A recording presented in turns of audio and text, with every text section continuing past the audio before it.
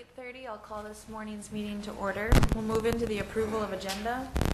Move approval. We have a motion to approve I think we have a, I'll second, but I think we got some and a second. additions, so. I don't have an addition, so what addition? You got it right there. Oh, there it is. I apologize. So we'll add, amend it to add the approval of easement agreement and memorandum of easement with BNSF work in Glendon. Our highway engineers doing that. Okay. So do, we have a motion to approve, or we have a motion and a second to approve. Any further discussion? Okay. Do I need to amend my motion? I'm We sorry. amended it for you. I made a friendly amendment. Would you like to approve that? Yes. Okay. Any further discussion? All those in favor of the motion signify by saying aye. Aye. Opposed? Motion passes. Citizens to be heard? Are there any citizens that wish to speak on anything? Yes, sir. You may come up to the podium. Yep, you can do that. Yep, yep. My name's Brian Brunette. Okay, do you want to speak in front of the microphone and then you can, there we go. I don't hear. That's okay. Either do I, which is why we need to speak into the microphone. Good to see you, Brian. What can we do for you? Well, I live at 27935 86th Avenue South, Holly, Yep, and on Lake 15 subdivision, Sunset Beach. okay, And we've been having some, well, started in 2015, issues on who's supposed to govern the right state away. and federal laws Oh, that's, okay. on environmental protection, stormwater prevention, shoreline management. And it's destroyed my name, destroyed a neighborhood. So if I could just ask some questions on the block grant.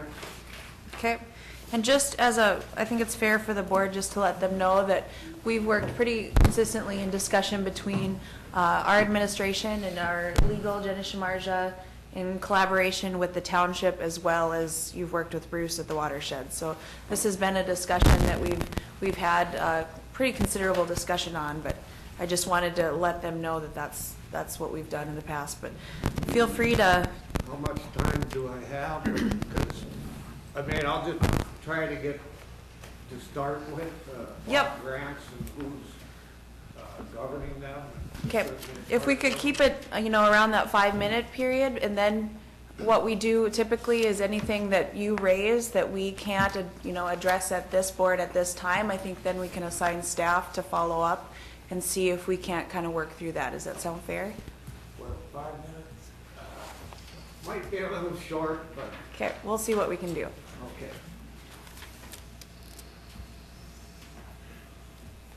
Madam Chairman, is Yes. it possible to get an explanation of the acronyms that we've already heard so far?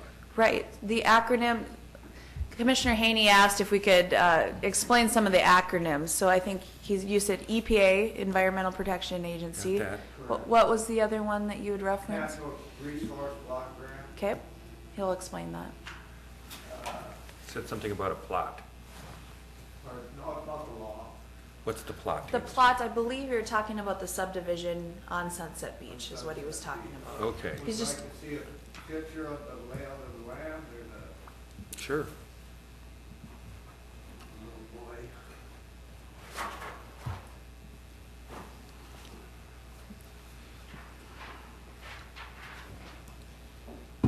This is the plot. I own 17 and 5, and the issues are from 7, 8, 9, and in here. And what is the issue? He'll explain it. Okay. Nobody governing the laws. I guess is put them all bluntly, I guess. The first grant, if we could go through with the natural resource block grant. If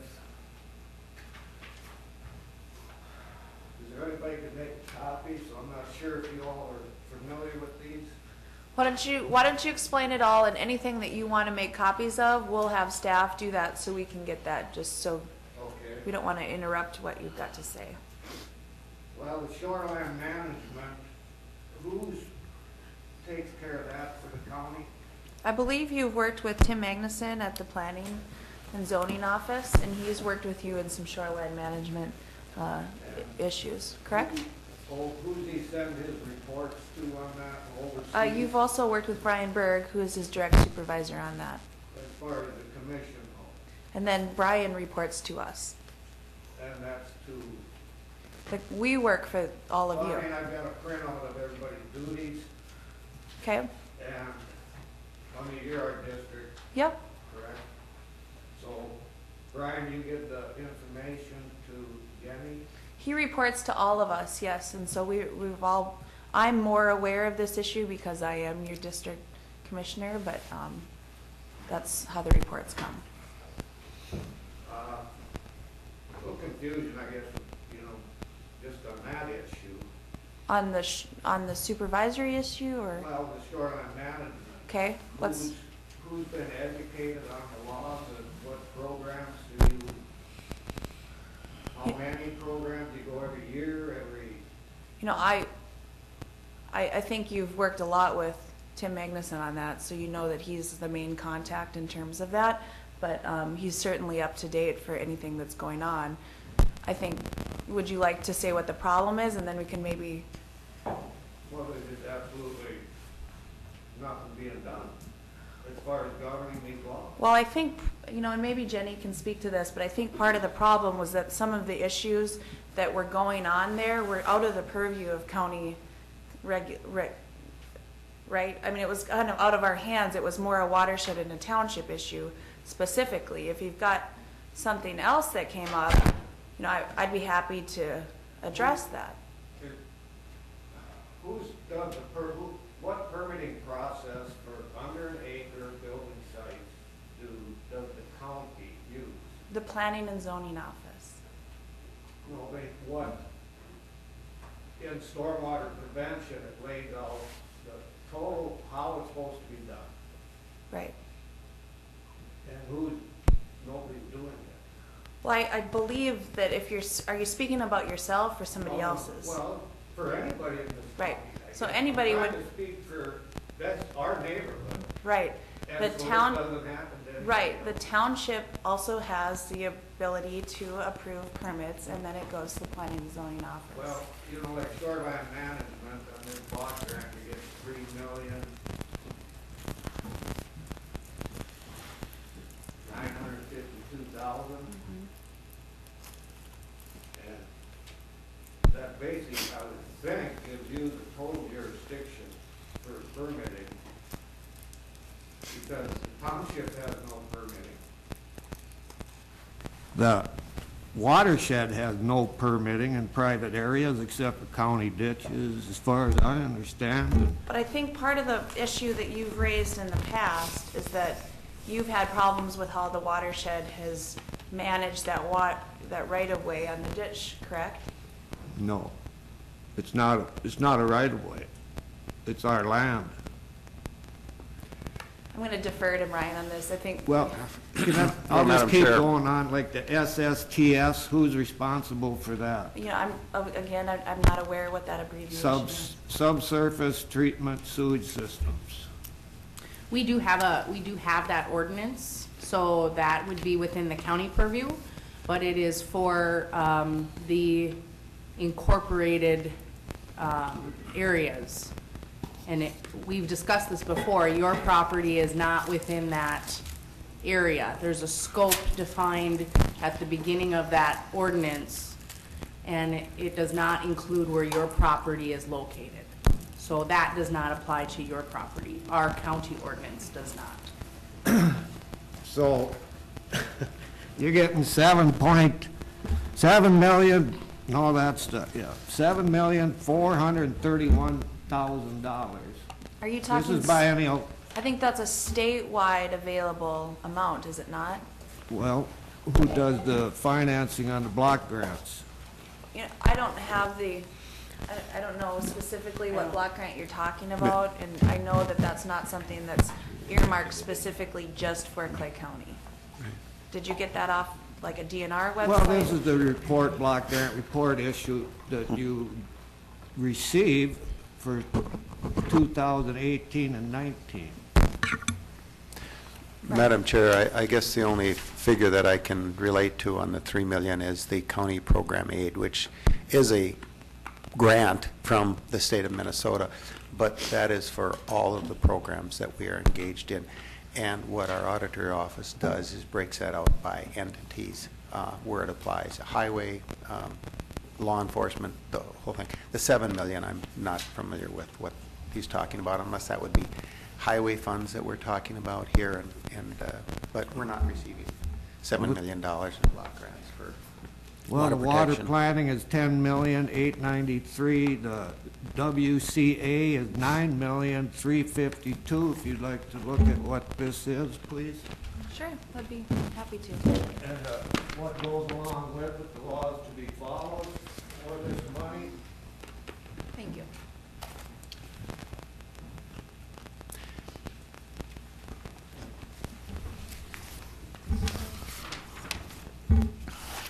This is for the whole state of Minnesota, correct? No. It looks as though it's all the money allocated for those programs statewide. I Well, don't think it- Clay No. County's getting $38 million. How about, we'll look at this and follow up. We're running kind of short on your time, so why don't you bring us up to the issues that, you want us to delegate, and then we'll talk about the finance. Yes, that'd be great if Okay. you'd look into Yep, it. absolutely, Brian. Yep. And what needs to be done, if you could, we brought the permits, I checked into all this. There was 35 feet of property added to the Lake Shore people and taken away from my family.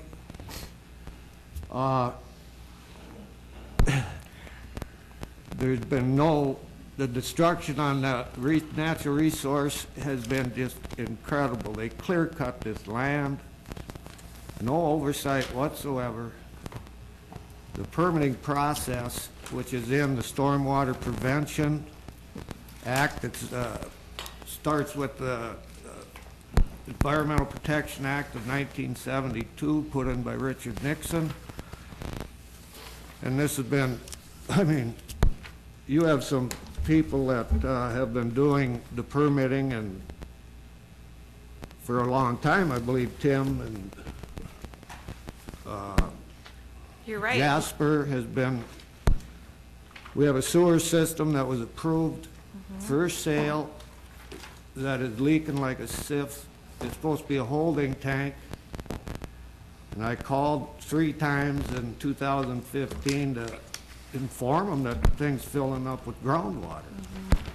And that's the biggest issue for drinking water is a seep pit. It's just a lot of issues that will take more time to go over if we could. So, I think our staff has been pretty extensively involved with the issues that have come up, and you did talk, they have spent a lot of time on it, and I've been in a considerable amount of meetings to try to mitigate the problems. Are there issues that you have today that have not been brought up in the past? Is there any other new issue that you have Well, it's to? just the old issue hasn't been addressed properly because if you read the laws in the legislature on these federal and state mandated laws, we're U.S. citizens, we live in the state of Minnesota. The notion that we cannot be protected by these laws is, to me, just totally not correct. That it's just for the urban area people. Well, reality is, the cities take care of the urban areas. The Right. county works with the cities. But outside the urban areas, somebody has to protect us. So if I just a couple comments. I think part of the problem is that people who choose to live in the cities live in the cities because there's a lot stronger mandates on what you can and cannot do in the city. And part of why people love rural life is because that you don't have to be tied to as many of those restrictions as you do in town. It's more restrictive. We live on a natural environmental lake.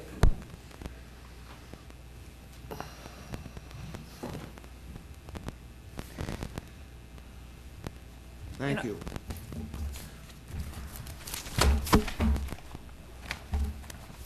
So, I mean, if you're saying that you want to be able to work with that, I know for a fact there's been some issues that we've said this could be a possible solution to part of the problem that we're having. And I think what's been communicated to those different agencies is that's not how they want it to go or not how it should be done. And so I think we're kind of at an impasse. The county has identified with the township and the watershed some things that could make the situation better, but if residents aren't wanting to agree to that, we're continue to be at an impasse. well, the problem is the township has no rights. They've never touched that road from 1972 to when they brought 4 loads of reject sand in there. Right, and Yeah. I think the township should be They- grateful to the amount of work that you've done to maintain that through the years. Unfortunately, legally, it does belong to the township. I believe that Would that. you, excuse me, I do Yep. have the township law. Well, you could pull that up. After 25 years of no maintenance, the township has to show 6 years of maintenance to regain their easement. After 40 years, they have nothing. You know, our planning and zoning director's here, and he's not agreeing with that statement, so I'm not Well, sure. I have the laws here, if you'd like to see them. It'll take me a while to find them. If I got another minute, or we could do it again another day if you're busy. Yeah, that's fine if you want to. Because the town, I mean, everybody says these laws don't apply to us.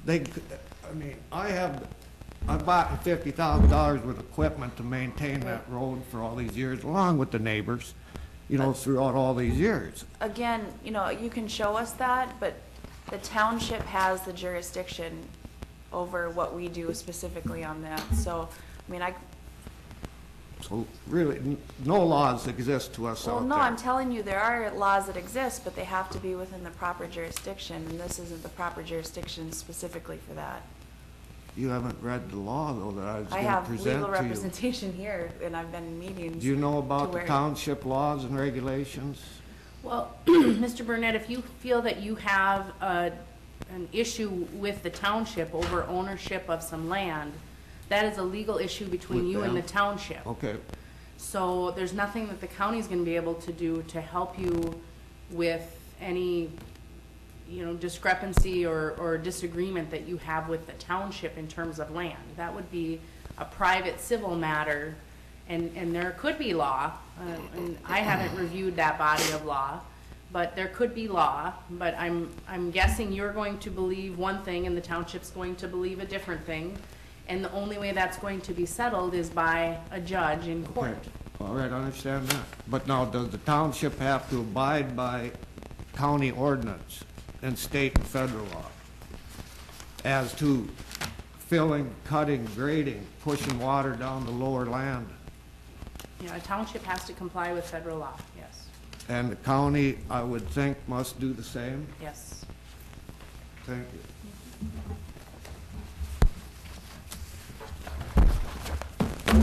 Yeah, I'll be back at the next meeting. I appreciate your time. If there's anything new that comes up, we'd be happy to look at that. But I think that staff has done pretty good due diligence to make sure we've looked at our county-specific areas that we have control over, and this really seemed to be between a watershed and a township issue. Okay. Is the board, when a building permit is issued, did the board review that permit and the standards that were put into issuing them?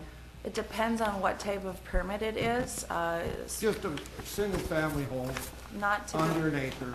we don't typically micromanage every permit. Could I show you I a think few, what's happening? I think that I can come back. yeah. I know you're busy. Okay. Thank you, Brian. Yep, thank you.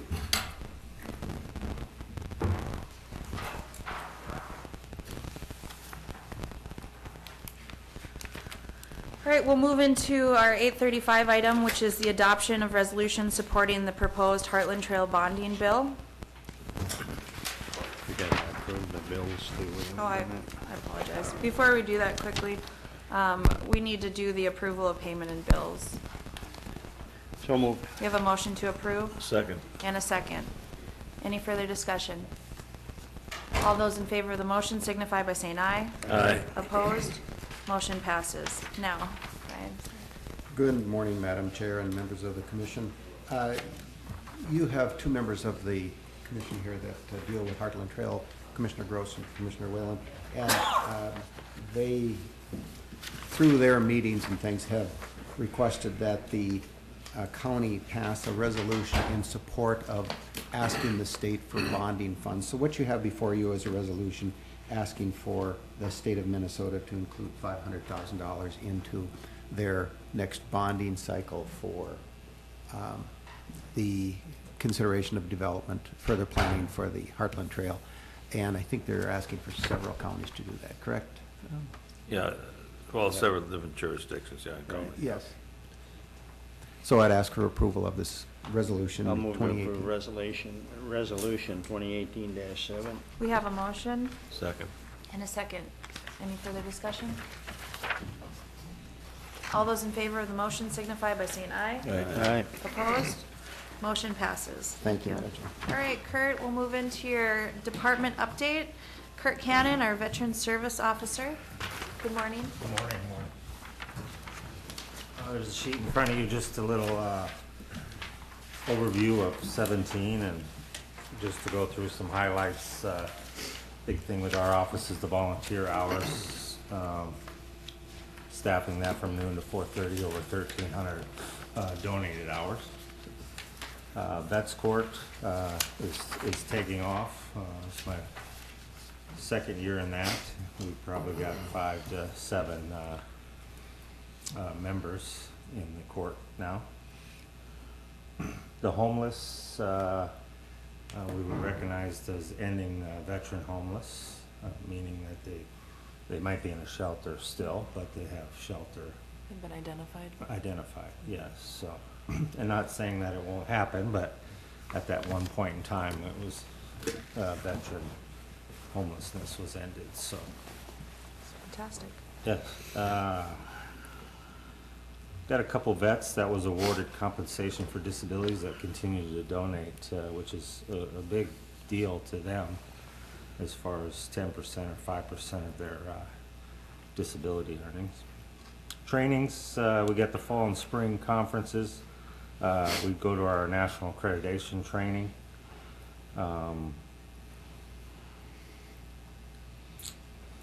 then this is just a list of meetings that we go to and outside of our day-to-day organizations and helping with and setting up stands. Quite a big, not so much over the winter. I think everybody hibernates, but now they're starting to pick up for the summer. So Coming out of the woodwork. yeah, so anytime we get a chance to speak or set up a booth to identify what we do and who we are, then we take that opportunity. The word of mouth is probably the best, getting out there to try to capture all our vets in Clay County.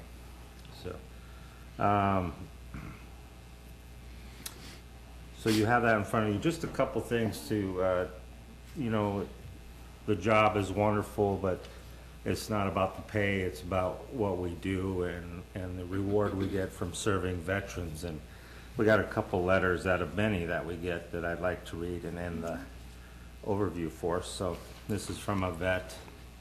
While I listen to the radio, they always say, thank a vet, and they never give a shout out to the ones that do help the vets like you. When I first met you, I was a wreck. You saw that and actually gave a damn. You always listened when I needed someone to talk to, and have never judged me poorly. If it wasn't for you, I'd be homeless, and I would have followed through with the sin I committed for. You saved my life. Powerful. So that's touching. And then this one says, starts out with brother. Now, brother is a term we use for vet to vet, brother and sister. So I can't say thank you enough. I can't thank you enough. Thank you for serving our country and taking care of our fellow vets. God bless you. So, that's the biggest highlight, the reward and the return of appreciation that we have in the veteran community. And so I thank you for allowing me to serve, and it's an honor to serve the vets of Clay County. So. Well, thank you very much for what you do. I know that I can speak from experience in talking to people around the community that your department is spoken of very highly, specifically the work that you and Jenny and the multitude of volunteers do over there. It's very appreciated, so thank you very much. And we have a good time doing it, by the way. Yeah, great work by you and your staff. It's just Yeah. excellent, but also a big thank you to all the volunteers that help you out. So it really makes a big difference in the service that's provided to the veterans in the county, so. I think pass that's along the our biggest gratitude thing, to them the too, if you social would, please. interaction in the family setting, and you're welcome. Yeah. So that's what we bring in. Commissioner Campbell? Yeah. Kurt, I've said it before, and I'll say it to this day. I still think that Clay County probably is at the top of the state when it comes to our veteran service organization that we have here, and you're leading the way on that and doing a fantastic job. I hear nothing but good things from those that are out there that are looking for the service and need the service. And as Commissioner Whalen said, and you mentioned your volunteer staff, of what an amazing, just going over there and seeing that, it's Yeah. really tremendous. It So is. congratulations Bless. on your work. Yeah. Thank you. Well, continue the good work, thank you. All right, thanks for your time. Brian? Madam Chair, just before he leaves too, and you've been or every department that's come before has talked about the fees. Right. And I believe, Kurt, you Where sent at? me an email that you don't You collect don't any charge fees, yeah, I apologize, that's We why I have didn't follow up with no that. service. I meant to put Yeah. that in here. No service fees, so. You're not going to actually let him be in charge when you're on vacation, though, are you? Well, that's, Were you in that email too? You were in that No, email. I don't read all that. I gotta stop replying Quite all. frankly, I kind of thought you were going to be the first one to say that. They would. You were, so- They probably take a big old gulp, what? We better. So I just want to add one more thing, and it goes to the homelessness of the vets. And I know you gave a presentation to our Clay County Joint Powers Group a while back, and I think you're invited back again. Yeah, March. And I was never happier to hear the comment when you said we've nipped it in the bud when it comes to the homelessness from our veterans. And that's an amazing thing to, compared to, now, certainly there still is some that might fall through the cracks, but hopefully it would be on a short-term basis. I would say the correct thing is if they're identified as a vet, it's nipped in the bud. That, yep, the identification Yeah, piece that's is the key. Yeah. And then we can work Yeah. through Exactly. the Yeah. progressive Yeah, homelessness. and those are the ones that slip that don't Yeah. take effort to identify. But Mhm. I think the process we have in Clay County with the homeless efforts is tremendous. So to get them out of the cold, get a roof and get a job, so. Good work. Thank you. Thank you, thanks for your time. Thank you. Department update from solid waste, Kirk Rosenberger.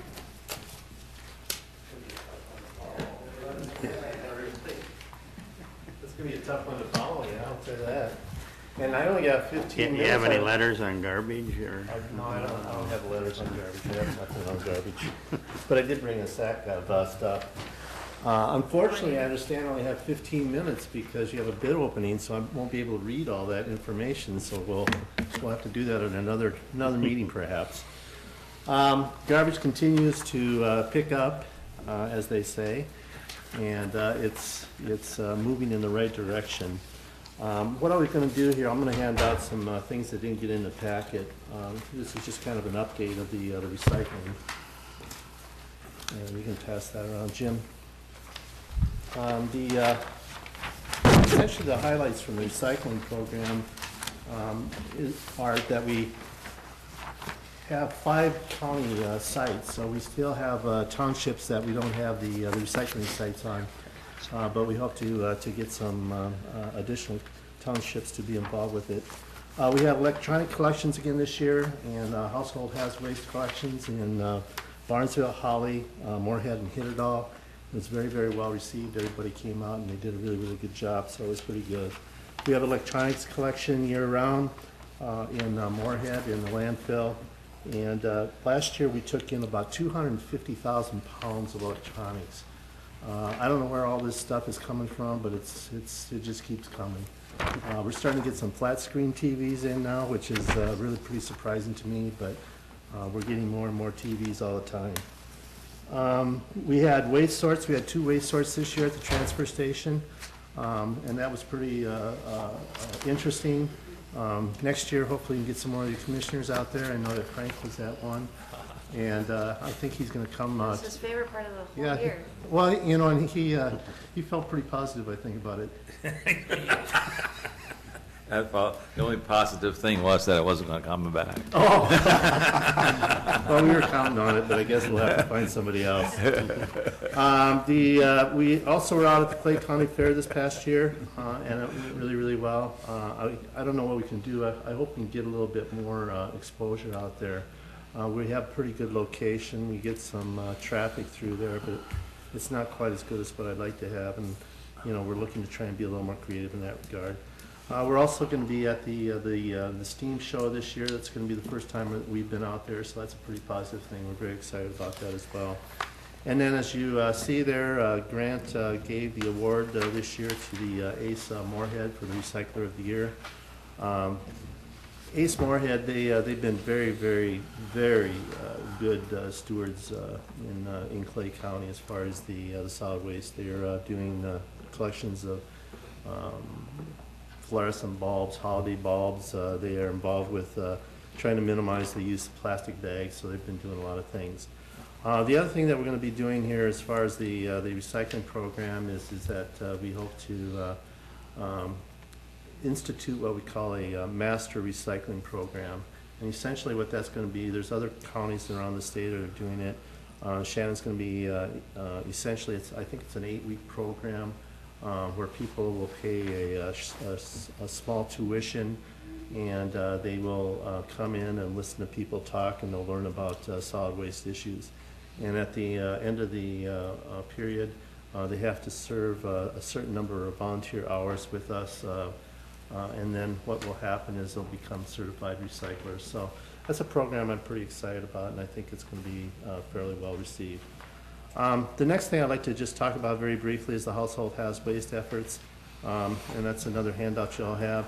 There are 2,000, well, almost 2,100 Clay County households that were served. It was up from what it was last year. And again, we had 2 mobile collection sites in conjunction with the electronics in Barnesville and Holly. And as you can see, it was very well received, 87 households in Barnesville and 54 in Holly, and I think that was very, very positive. The program has what they call paint care, which means that all people can bring their paint in there or use paint, and then the paint companies actually pay for transporting and disposal of it. It's been a significant savings to the county, and it's been a very, very good program, and I feel pretty positive about that. The Perham facility, you know, it's had some ups and downs, you all know. We took about 6,000 tons of garbage over there last year to be processed. I think we have our legs underneath us at this point in time. I'm feeling fairly positive about it. Commissioner Campbell is the chairman of the group this year, Prairie Lakes Group, and I don't know if you want to add anything. But I think it's a pretty positive thing. We can take up to about 8,500 tons of trash over there on an annual basis, and I think we'll get that done this year. And I think it's a pretty positive thing. The Perham, for the folks that aren't familiar with the Perham facility, essentially what it is that we take garbage over to Perham. They process it, which means they take some recyclables out, and they sell the recyclables they can recover, and then the remaining material is either taken back to our facility at our landfill, and we use it as daily cover, or else it's used as RDF, which is refuse-derived fuel, and it's burned in an incinerator, and it provides energy to 3 industries over in Perham. The landfill, this year, we took in about 40,000 tons of trash, which is up from what we've had. Part of it is, a couple of reasons, I think, is the good economy. We have had a good economy, and as a result, I think the amount of material that's been going in there has increased. The other thing is, I think that population, I mean, we've increased in population and, you know, construction and things like that. So all in all, we've taken more in. We are trying to find different things that we can do to try and minimize the amount of material going in. One thing, commissioners, particularly Gross and Mojo, we're going to be moving to the top of the hill this next year. So you may get some more complaints from people. Obviously, from wind, we shut down when there are high wind conditions. But we get those prairie breezes, as we've talked about out there, and those plastic bags and litter can blow quite a ways. We do have fences up out there, paper fences that catch the material. We also have roster employees. We have high school kids out there, 3 full-time roster employees during the spring and summer. We also have 1.5 during the winter to go out and pick paper. So we do a pretty good job, and if you drive from Highway 10 up to the landfill, I mean, there's very seldom you're going to find paper along the roadway or in the ditches or anything like that. So the other thing I was going to mention as far as landfill is the compaction rate. We bought a new bowl mag last year. The bowl mag is the main compactor that pushes all the garbage into the landfill cell. And the compaction rate, we just got incredible rates. It was significantly higher than what commercial rates do. Our landfill guys are just doing a phenomenal job out there. With the current compaction rates and the current fill rates, we have approximately 70 years left at the landfill, so we have quite a bit of life at the landfill.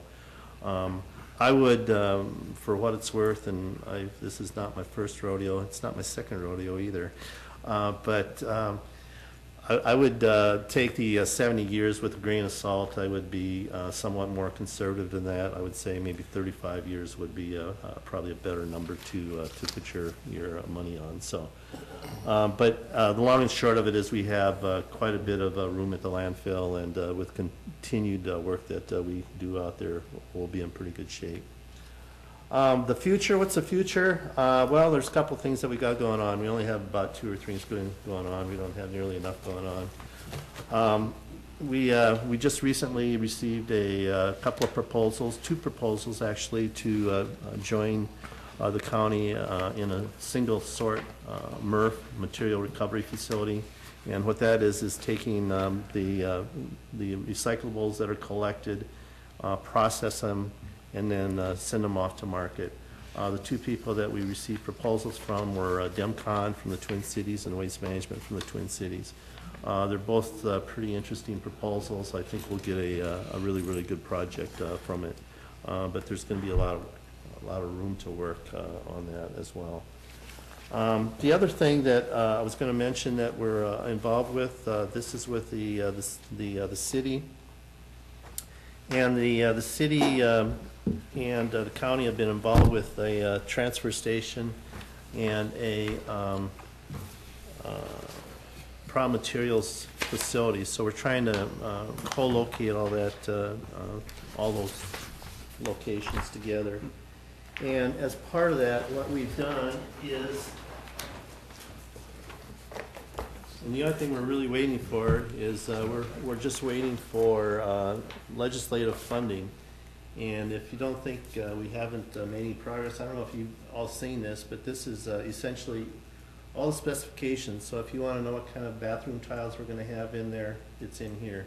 If you want to know what kind of safety equipment's going to be there, it's all in here. So essentially all the specifications that we need to have are in there. The other thing that we have in regard to that is we have all the drawings.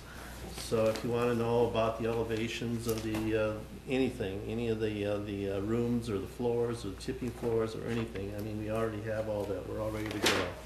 And finally, which is probably the most important thing as far as I'm concerned, is this document right here. And this document is essentially the permit from the Pollution Control Agency to begin operation. There are very, very seldom, or very, very few projects that are in the bonding bill that have that completed already, so we already have that completed. So that's what we have going on in the future. I was going to go through it page by page, but I know that my time is short, so I won't. As far as tipping fees, More ways than one. I'm sorry. I represent that fact. As far as fees, there's a couple of fees that I handed out to y'all. The first are the tipping fees, and the tipping fees, we moved last year from volume-based to weight-based. And we've gotten a lot better sense of exactly what we're getting out there. I think that for the folks in Moorhead, the equipment they were using is pretty consistent. They also have a scale at their transfer station, so their tipping fee did not go up that much. The folks that were using other haulers, they had modern equipment, new equipment as well, and their tipping fee went up significantly, but it's not onerous. One thing I should point out, and we are going to have a discussion again on tipping fees fairly soon, because I think we need to take a look at them again, so I think we'll have another discussion on that. But, and you'll hear me say this again, but typically a family of 4 produces a ton of garbage on an annual basis, and your tipping fee only represents about 1/3 of your total garbage bill.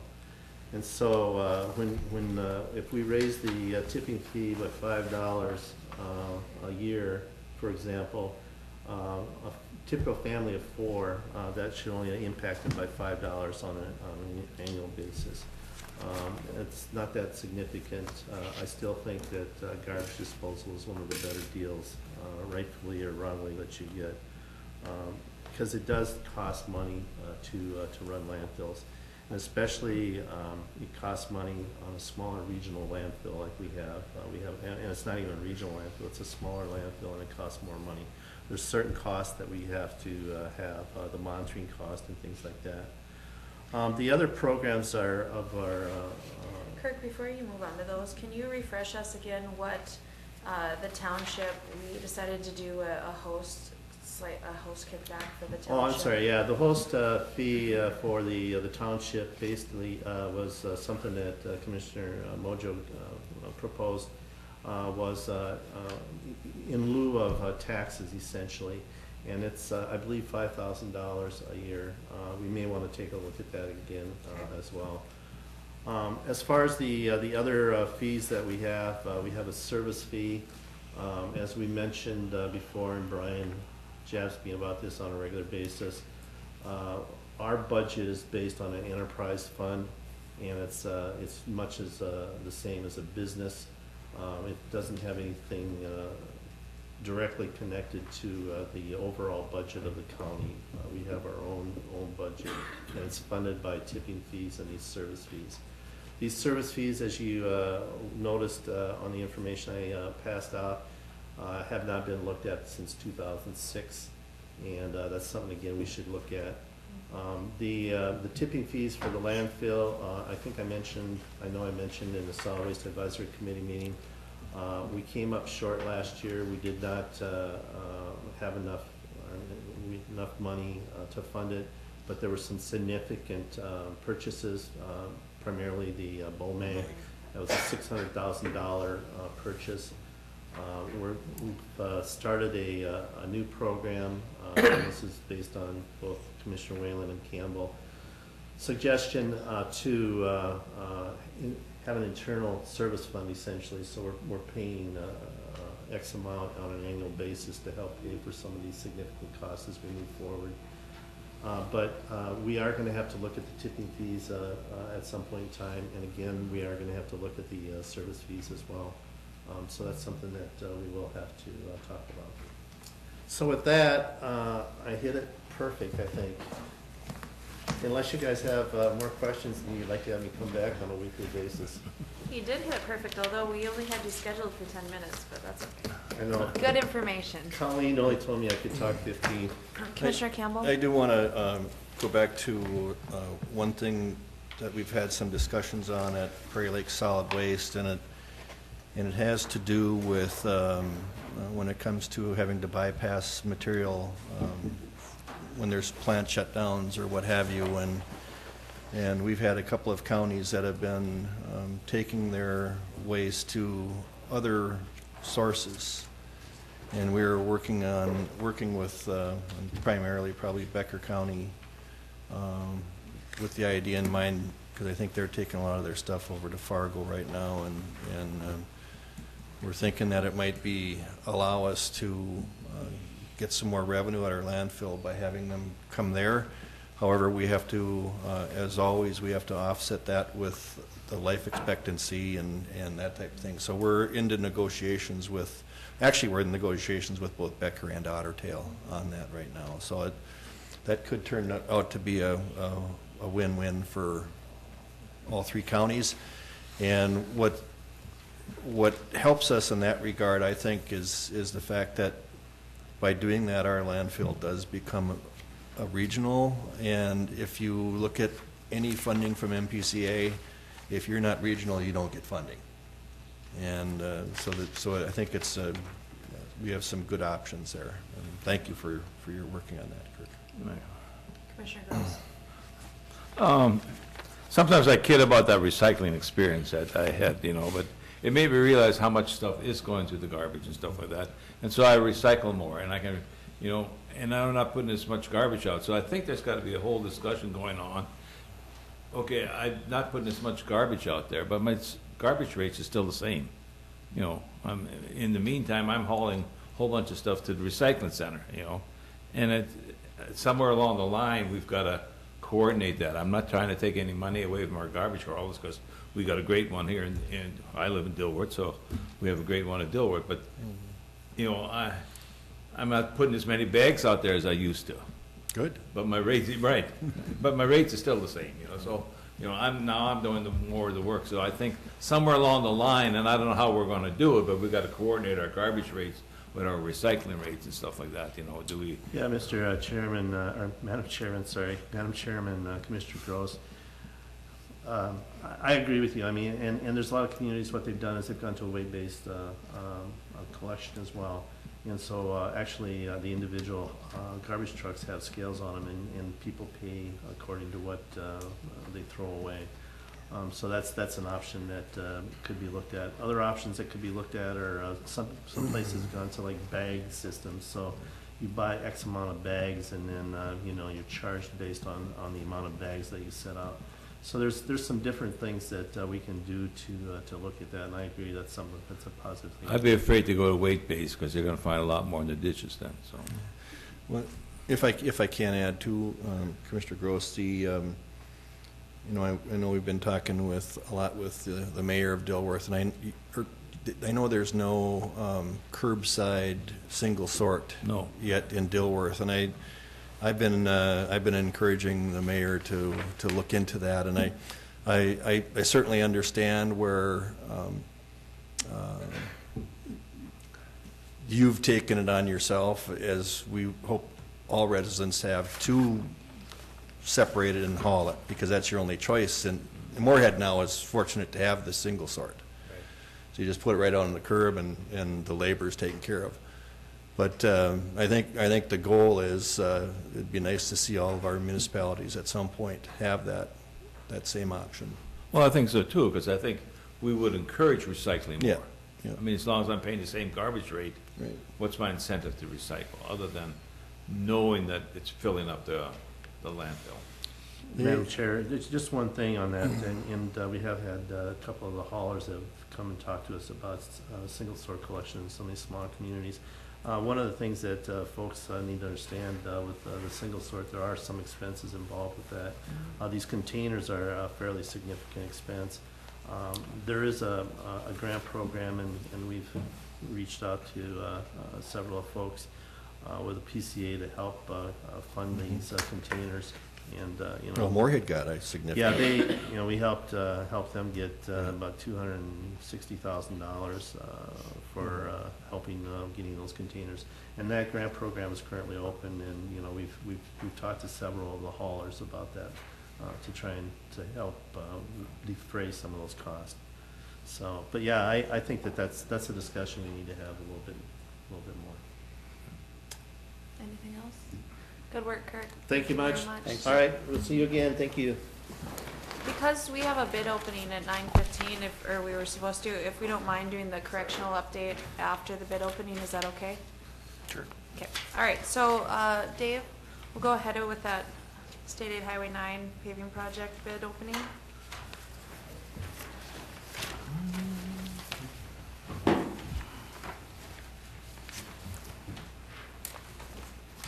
Good morning. Good morning. I've got some bid tab sheets. Great, thank you. One of the contractors isn't listed on their start order then. Thank you. They are typically, we kind of thought they were a good Yep. contractor, Okay, but I think they're interested in Good, doing some okay. paving. did you get some online bids? We got 5 online bids and 2 paper bids. Okay.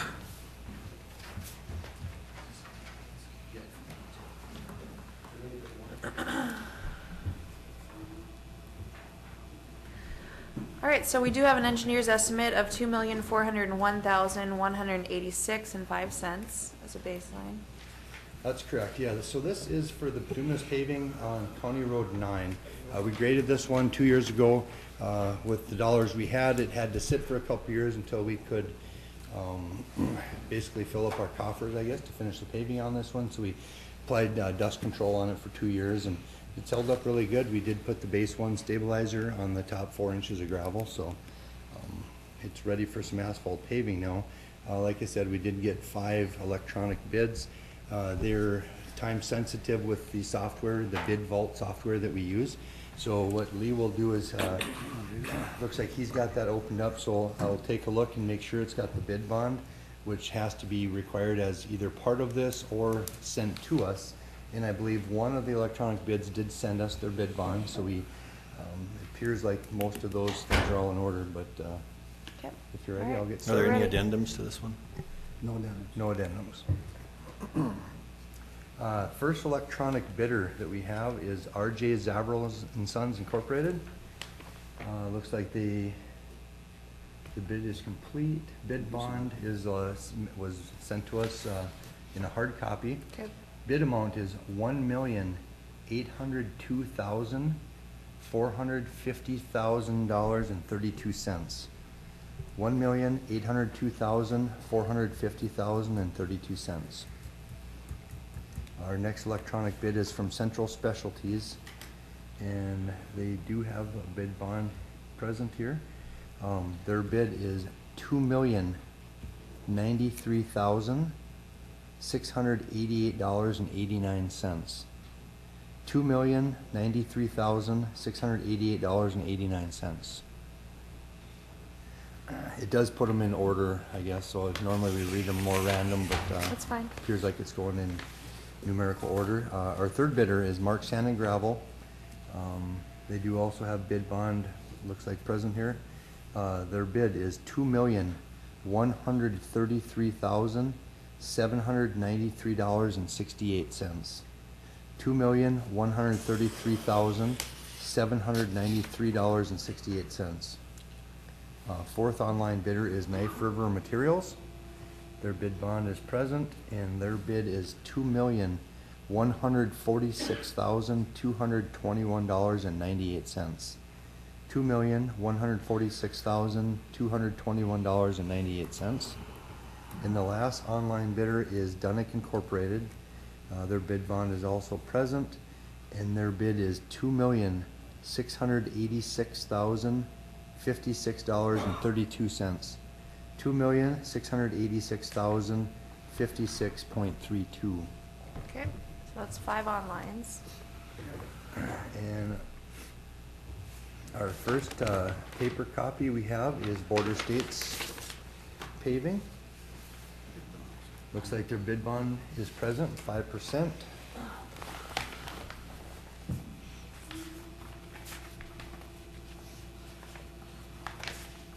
Usually back here, isn't it?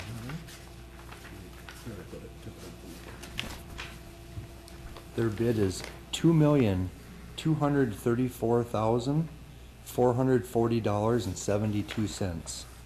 $2,234,440.72.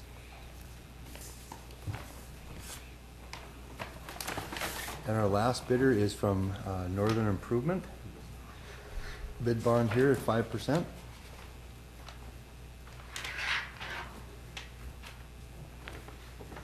Northern's bid is $2,473,001.65. $2,473,001.65. Thank you very much. I was hoping to get bids at least under our estimate, and it looks like they were quite a bit under our estimate, so at this point, maybe we could tentatively approve bids based on no errors, or, with the electronic bids, I don't know how there could be an error, but nonetheless, we'll go through and tabulate those and put together an abstract on Okay. those. Move to approve. We have a motion to approve the low bid. And a second. Any further discussion? All those in favor of the motion signify by saying aye. Aye. Opposed? Motion passes. Thank you. Excuse me, Madam Chair? Yep, Could Dave just continue with his other items, so? Yep, that's good. Yep. Okay, great, thank you. All right, I'll go. All right. Thank you. so we have the agenda support for the Glendon Railroad Quiet Zone. Yeah, this is something that the city of Glendon has been working on for quite a while. They've got several train whistles. Whistle starts on Highway 17 on the west side of town, and then there's Park Avenue and I think it's Partridge Avenue that also receive a whistle.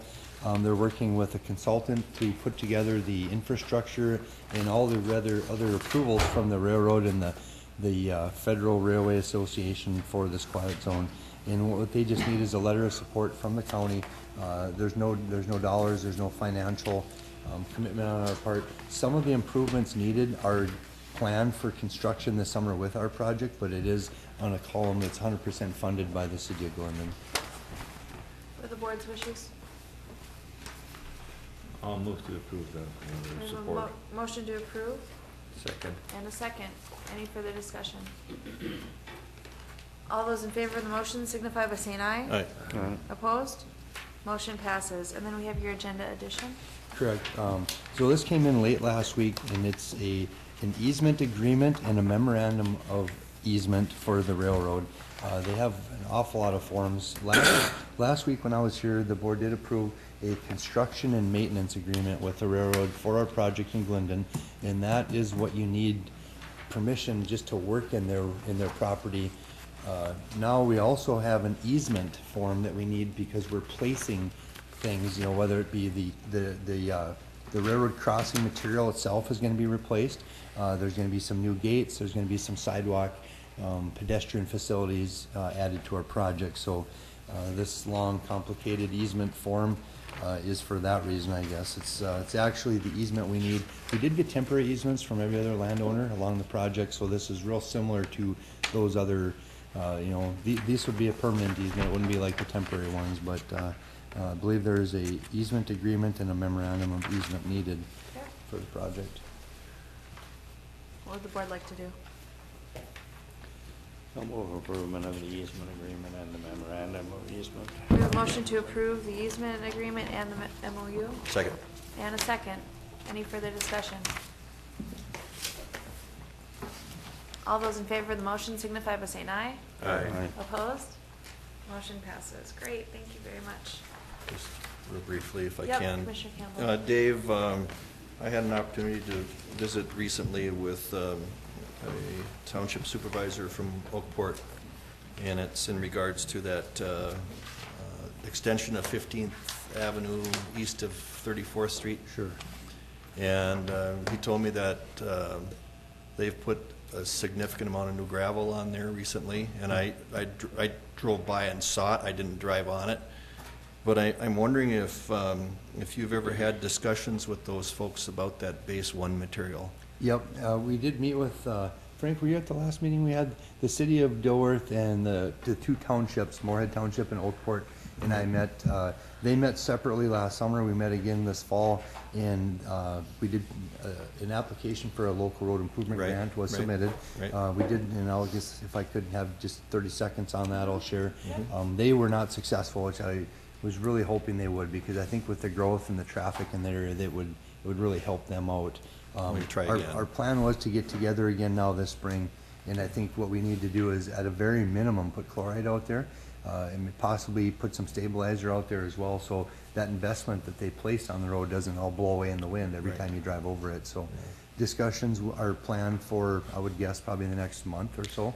I would suggest that we take them to an area where we've applied base one so they can see. Yeah, we'll run them up on County Road 9 before we pave it, and let them see that all. So they can see how that helps. I mean, And if we could get their road buttoned up like that, most or Well- all of these problems will go away. Well, at least until they can get some assistance on Sure.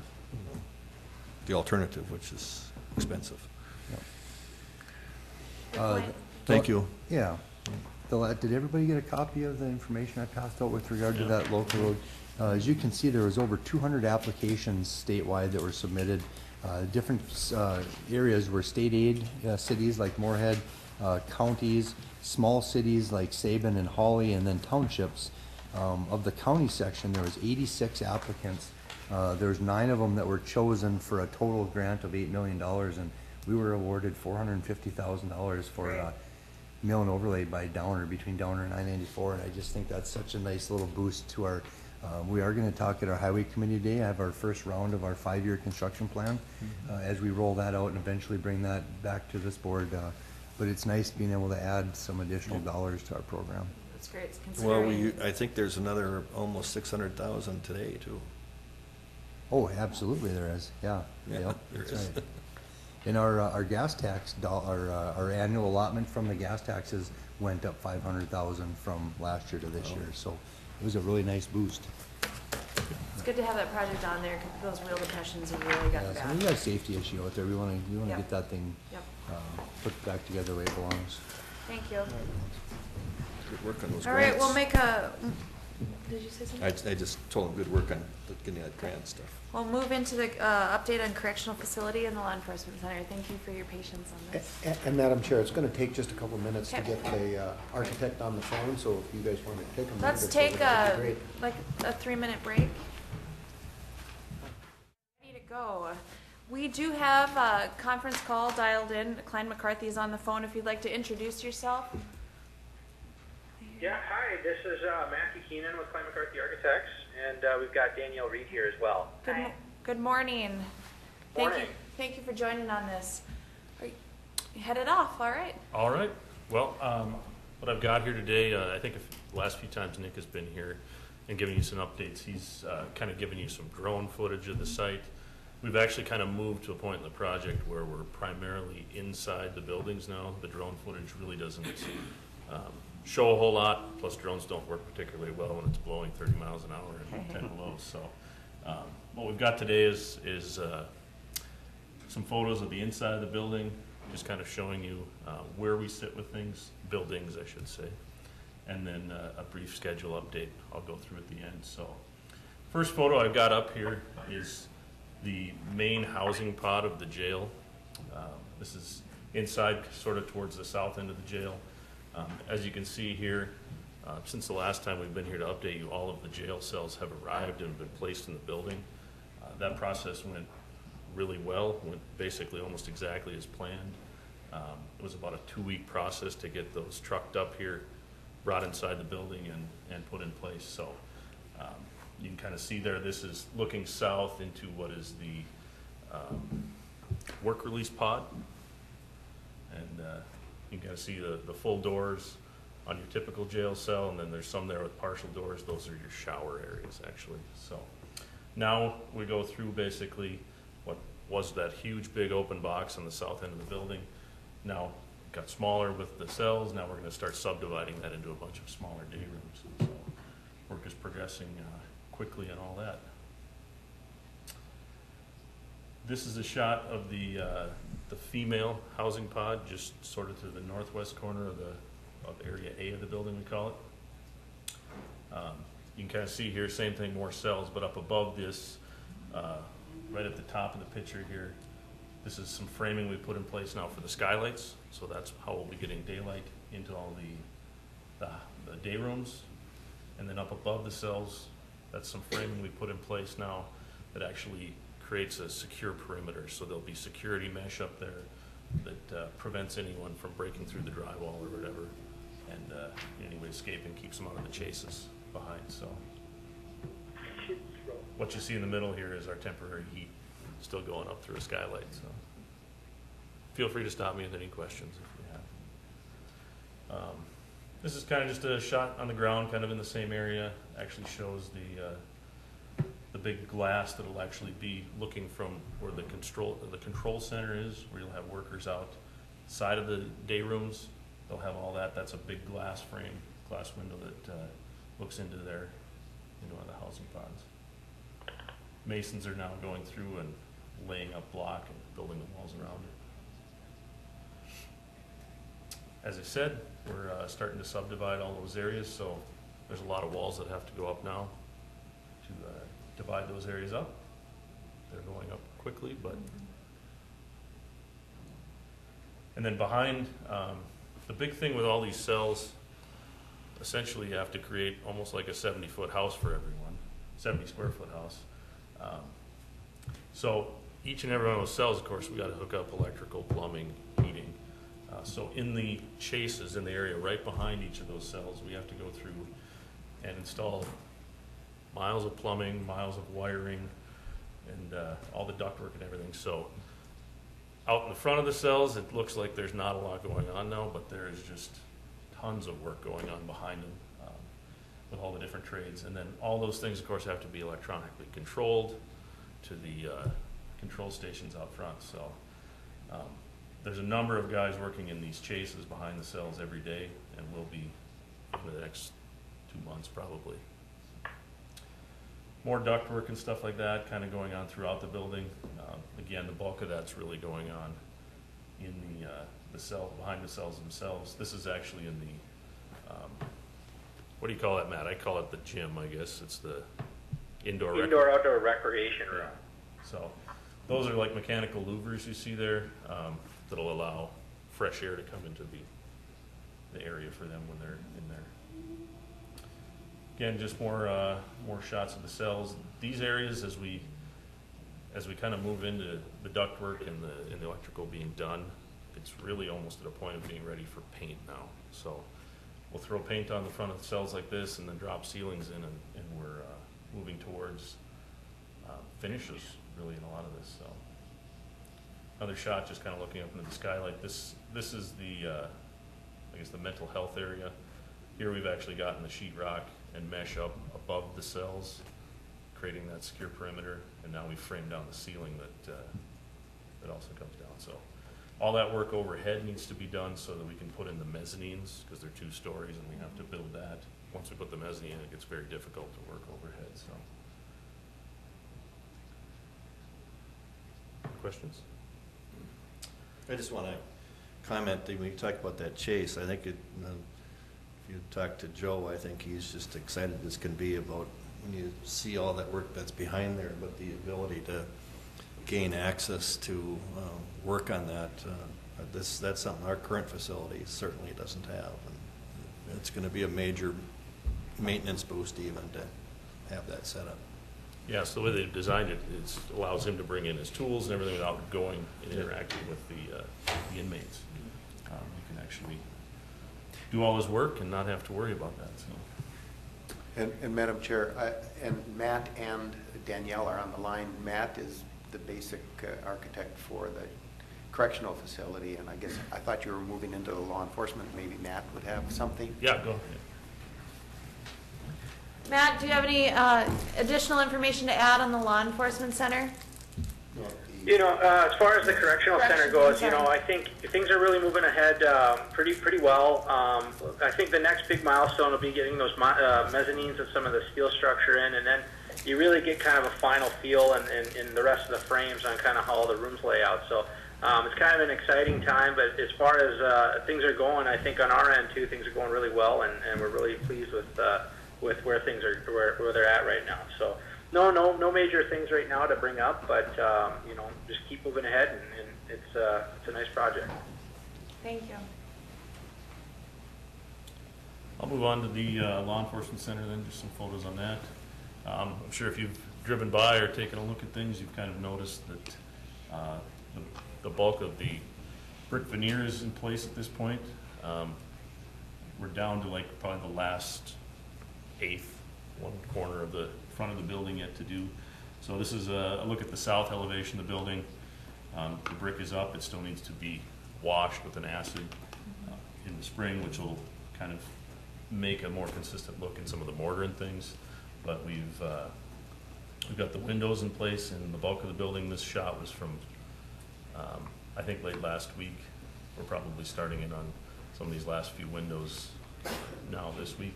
So exterior is looking pretty good. Should be in good shape for when spring comes. We can actually start wrapping up the civil work around the site, getting parking lots and those types of things in place. So, and as we move to the interior of the building, we've now started on finishes. So you see here, this is one of the bathrooms up on second floor. We've gotten tile in place and paint. So things are moving towards the finish line. You start to see finishes like this in place. Going down some of the corridors now, on the second floor, the east half, all the taping is done, the painting is started, so it's kind of a process to go through where you prime the walls, then you paint the door frames, then you put the finish coat on, so that's kind of where we're at in the process here, where walls are taped and primed, and now painting door frames. We'll be moving through that second floor pretty quickly now. And the crews just kind of wrap things up, and as they wrap things up on second floor, move down to first, so. Very similar photo here of more walls that are basically finished. This is the locker room area. What you kind of see here is the 3 different changing rooms. There's actually 4. You can't see one on the photo here. Those are all being tiled right now. They've been painted out, and we'll be putting the finishes in on the locker room now here as well. So taping appears to be about done in this photo as well.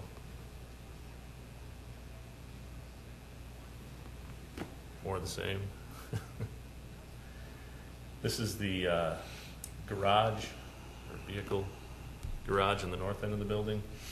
Again, we're moving towards completion. You can see a lot of conduits in place here. You can see these are the finished light fixtures up and operational at this point. So aside from running some ductwork out there and some other finishing touches on it, it's moving along really well. We're actually using it for quite a bit of storage at this point because it's a nice big storage area for things like boilers and tools. Let's move into first floor. That isn't as far along, of course. We're, like I say, working from the top down. So this is a shot of basically as you walk in the front of the building. This curved area is the reception desk. You'll see this bulkhead across the top is like the lobby being separated, the vestibule into that lobby. So this will have a nice reception desk. You can kind of see it's all framed out there and ready for some sheetrock at this point. Just kind of wrapping up stuff on first floor. You can see here the process is that we basically what we call top out, where we put all the sheetrock up at the top of the walls, insulate those. That way any ductwork and piping can be run, and then they run the bottom, run a sheetrock after that. So, any questions, comments on the law enforcement center schedule or progress at this point? Questions? Danielle, Danielle, would you like to add anything? Yeah, I want to add that it is a really exciting phase of the construction because as you can see in the photographs, the framing and the walls, everything comes together. You can really get a sense of how the space feels as you're walking through. In addition to seeing the paint colors go up, it's really, really nice to see the finishes going in the second level. So I think from my perspective, everything's going smoothly and on schedule. Good to hear. As far as schedule, I don't know how much we want to dive into this, but the nuts and bolts of it are just basically that it is tracking on schedule, both projects actually. You kind of see As you look into this, some of the things that are happening right now, we just put the skylights in on the jail. We're working diligently on masonry and mechanical, electrical, and plumbing rough-ins, most of that being the work behind the jail cells. We're just about to get into interior finishes on the jail, which would be a lot of your painting and ceilings and things like that. And then as we move into later spring here, we'll move into the security electronics, which is, we really need to have some of those dirtier trades, the concrete, the masonry guys out of the building, and let those guys work in more of a clean environment in order to do the electronics. So we'll move into that spring, and we're still tracking for us to be complete here.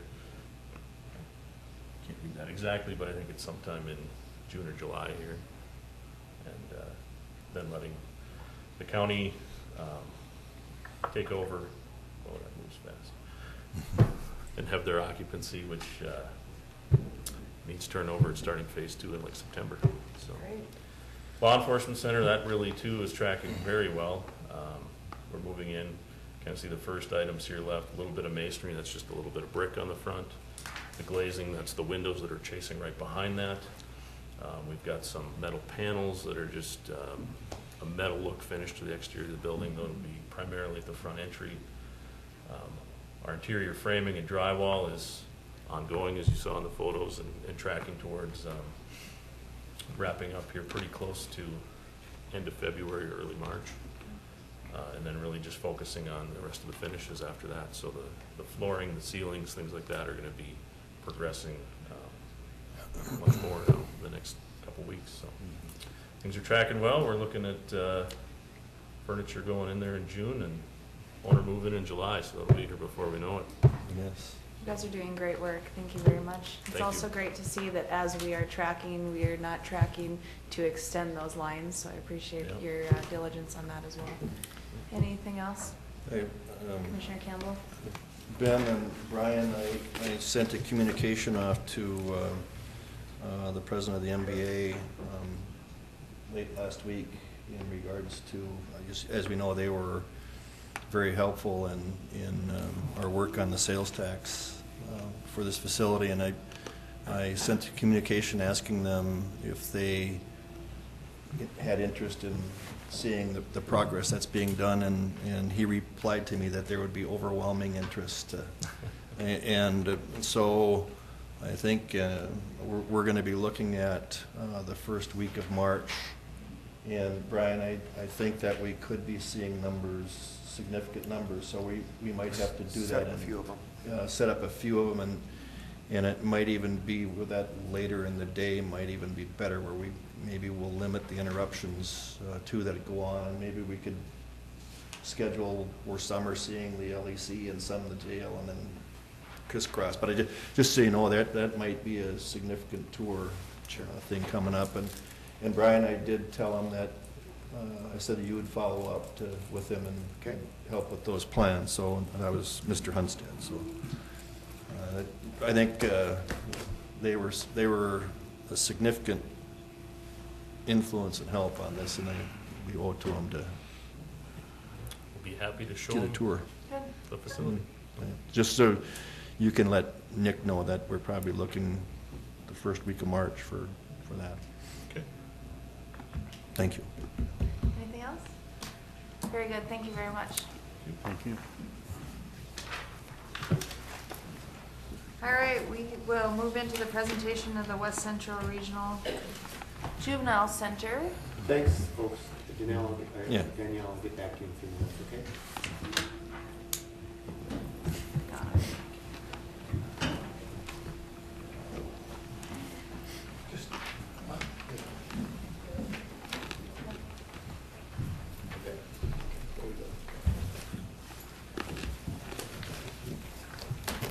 You want the minute? You can sit there. Good morning, everyone. Good morning. Lori, Rhonda, Steve. Hey, call here. Who wants to kick it off? Steve? Brian. Brian?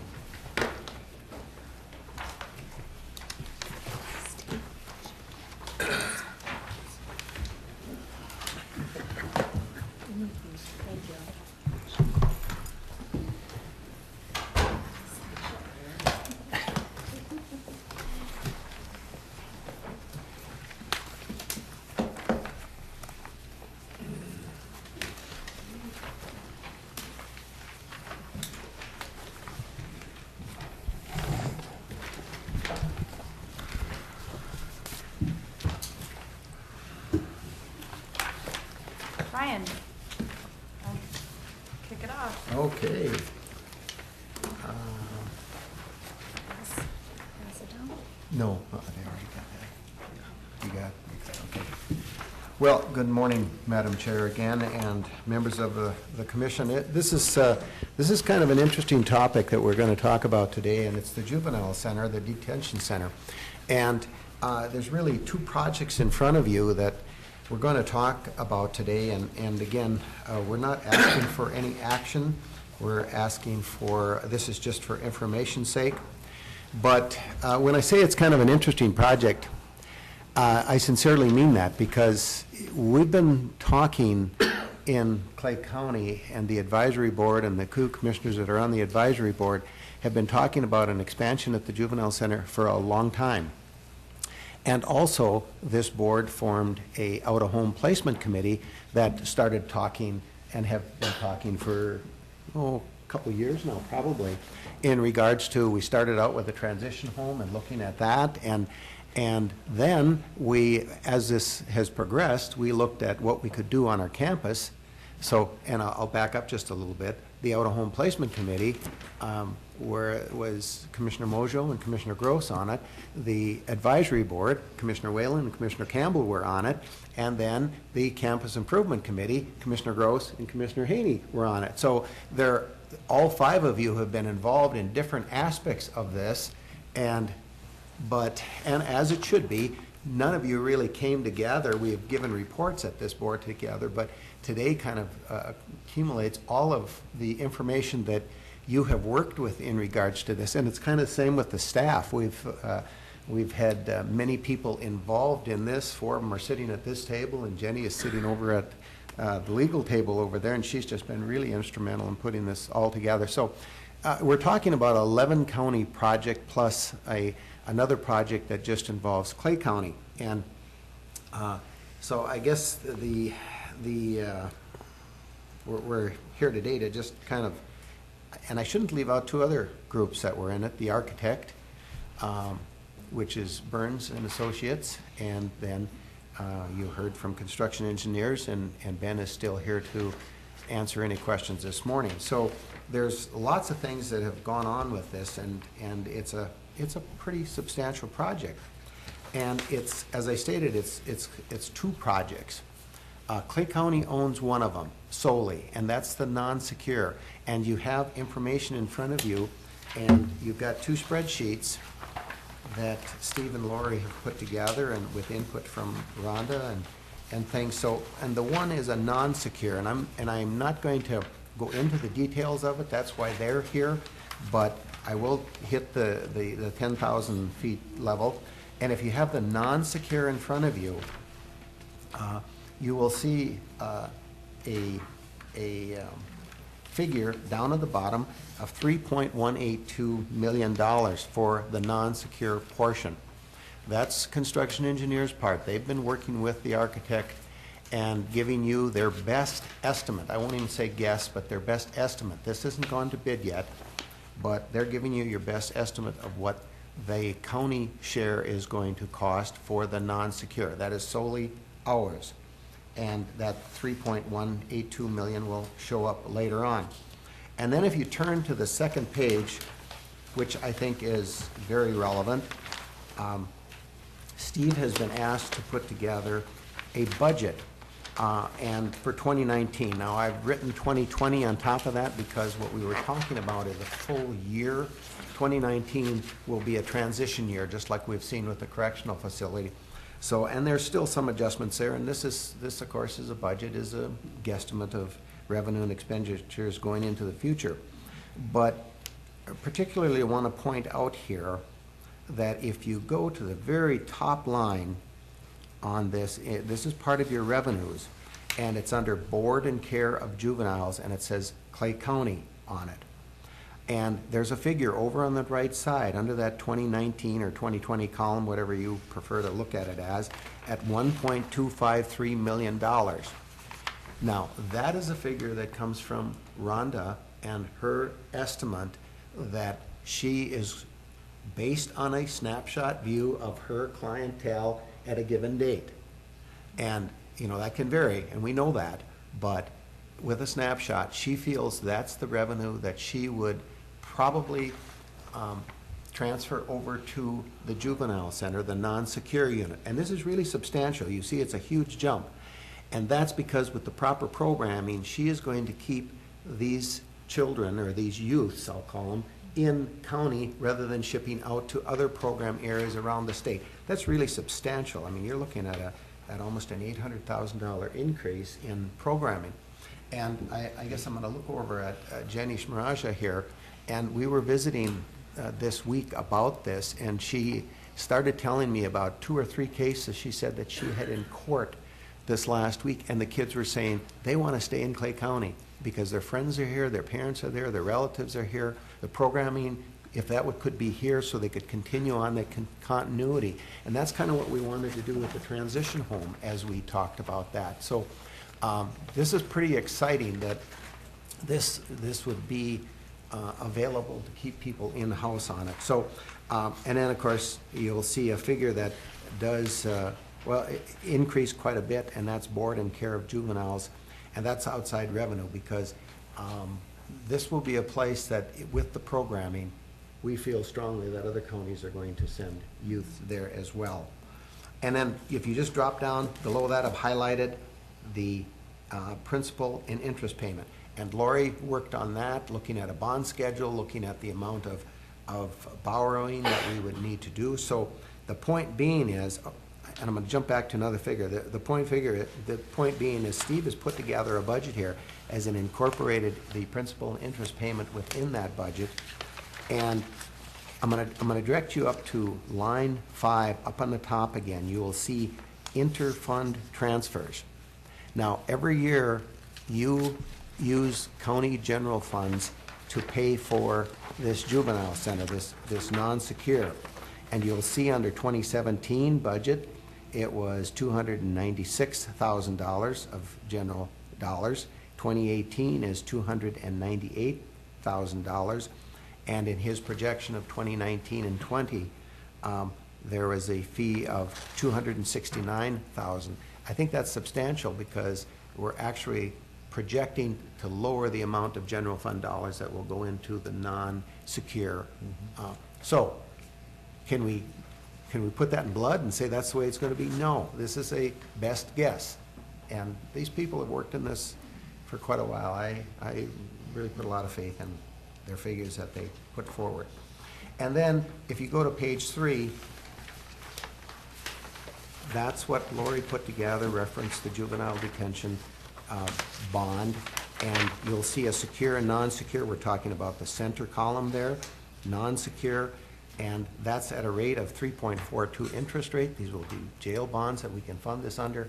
That's a 0.25% fudge factor in there, so we even expect that to be a little less, hopefully, if we do that fairly soon. So that's where that payment comes from, and the construction project. So I guess before, I was going to try and be very brief, but that's the non-secure. We've got a lot of people here that can answer questions and get into the details, so please ask. Can you talk a little bit about line 2 and revenues too, please? Just so the board's aware of what. Okay, line 2, and Madam Chair and Commissioner Campbell, you're talking about the board and care of juveniles? Yes. That one, of $857,000? Yeah.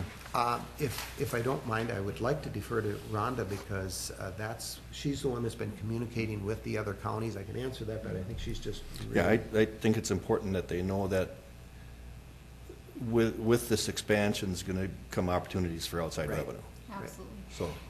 Correct. I mean, we continue to have a shortage of placement opportunities for kids in our state. And talking in our region and just anecdotally around the state, West Central, with the increased programming and services, other counties will want to have an opportunity to use West Central if those services are available. So that is a revenue that other counties would be paying in the form of per diems for kids that they place at West Central. And what did we end up using for, when you look at the per diems based on many beds, for example, would we be talking about to generate that over a 365-day? Currently, this budget is based out of filling 24 out of the 33 beds, and so there's additional opportunities there. So from outside, are we talking maybe 7? Is that what we're getting to generate? What number did we use to? Right now we're at about 9, actually. 9, okay. Out of county. Okay. And, you know, from my experience and Commissioner Wayland on our secure detention facility regional advisory group, we often hear from them saying, boy, it would have been nice to be able to tap into your non-secure as well. And so I think it's evident that I think we're being fairly conservative there, that we could raise those dollars at 857,000. You know, and our goal was to try to see this so it could be neutral to our taxpayers in Clay County, and certainly I think you've developed a plan that looks like that will happen. I'm a little concerned about the additional programming costs. I don't know that we've got enough in here yet, but I know, Stephen, I don't know for the rest of you commissioners, if you look closely, you'll see that there's obviously a considerable amount of new wages built into this. It's going to need to be. Anytime you're going to go from a 15-bed to a 30-bed deal, you're going to have more labor costs. But so it's good that that's still incorporated in here, and my understanding is some of that our staff would actually be trained to handle some of this new programming. Certainly, yeah. Can you just talk a little bit between you and Our Rhonda, goal please? is part of an additional committee that we've set up with Rhonda and her staff and probation is to kind of identify, the big goal is not just to add program beds, but to add different programs in addition to that. And again, I think our transition, it's going to kind of switch to independent living skills program is going to be one of the focuses.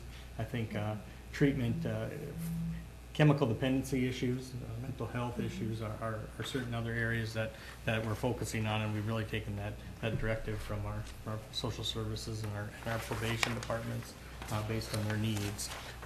Having said that, we're going to utilize our staff to as much as we're able. Obviously, professional mental health, that would need to be a different component, but the goal is for these staff, the higher needs, more programming wise, to make sure that we're providing those services in-house through our staff. And I think it's important too, and Commissioner Mojo, you're involved with Lakeland, and you when we got the grant for the adult correctional facility, I think it would be important to keep Lakeland advised as far as what we're looking at here in the non-secure as well. And I think if there's opportunities to work with Lakeland as well on youth stuff, I think that would certainly help this whole picture out. So. Lakeland also currently has a We- significant amount. We have Lakeland and Luton Social Services of Minnesota are part of our eval team, so we do have some current contracts with them to address our evaluation program.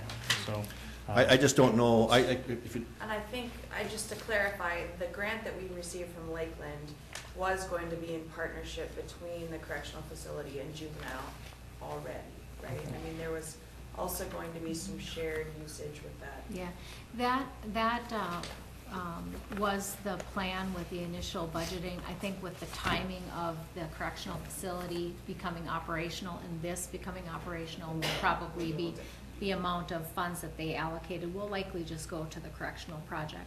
But we planned for one full-time mental health professional and one full-time mental health practitioner with the idea that they probably would be sharing that time between correctional facility and the West Central. So there'll be some re-looking at that as kind of. I knew that that Lakeland had been well informed about our adult correctional facility issue. I just didn't know to what extent the conversation has been with Lakeland regarding the juvenile facility, and so I just, hopefully there can be, I'm sure Commissioner Mocho will relay these plans to them as well. But I think it's looking to be a good plan. Yeah, we would value the strength and relationship with Lakeland, because some of the kids that we have certainly have those needs that that we're oftentimes waiting weeks to get into if we would have access to that on a short-term basis, which would be beneficial for the population we serve. What will this expansion do to your, I know you've had discussions with the school districts. Will it increase the services? Yes, under this plan, the facility plan will go from 3 classrooms up to 7. And the school district has been part of the planning, so they're aware of that. We've already actually kind of started phase 1 this year in changing how we deliver our education. We went to like actual classroom styles where the students or the teachers move and they're teaching to their specialties. We've added a gym teacher.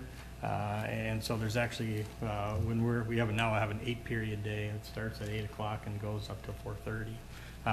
And their support at the school has been amazing. There's not many facilities any longer that offer school year-round. And so it'll be a great model, I think, to work with when we move forward. If there's no other questions on the non-secure, and remember, this is a Clay County project. I just want to make this absolutely clear. And then the second project is a secure only. And we're talking now about a 11-county area, which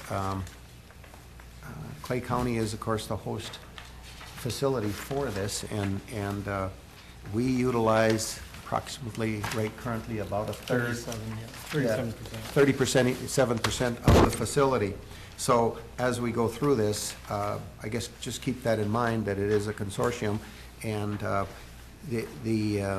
as we go into this, too, we talked about Clay County's obligation on the non-secure. You have information in your packet, and it's for information only.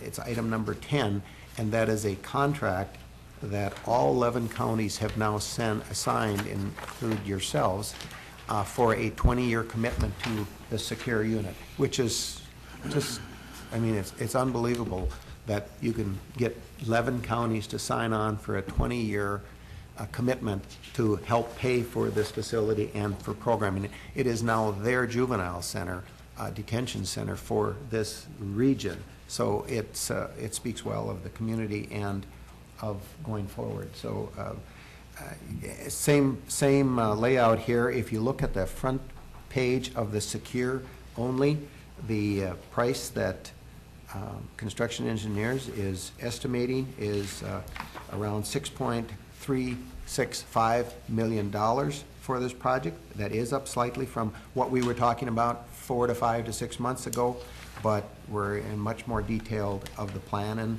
hopefully bids can come in positively on it, I'll say. Then the second page is the same budget sheet that Steve has put together, and you will see the top line is Clay County's estimated responsibility. There is definitely an increase because our use has gone up steadily. You purchased 9 beds in 2017.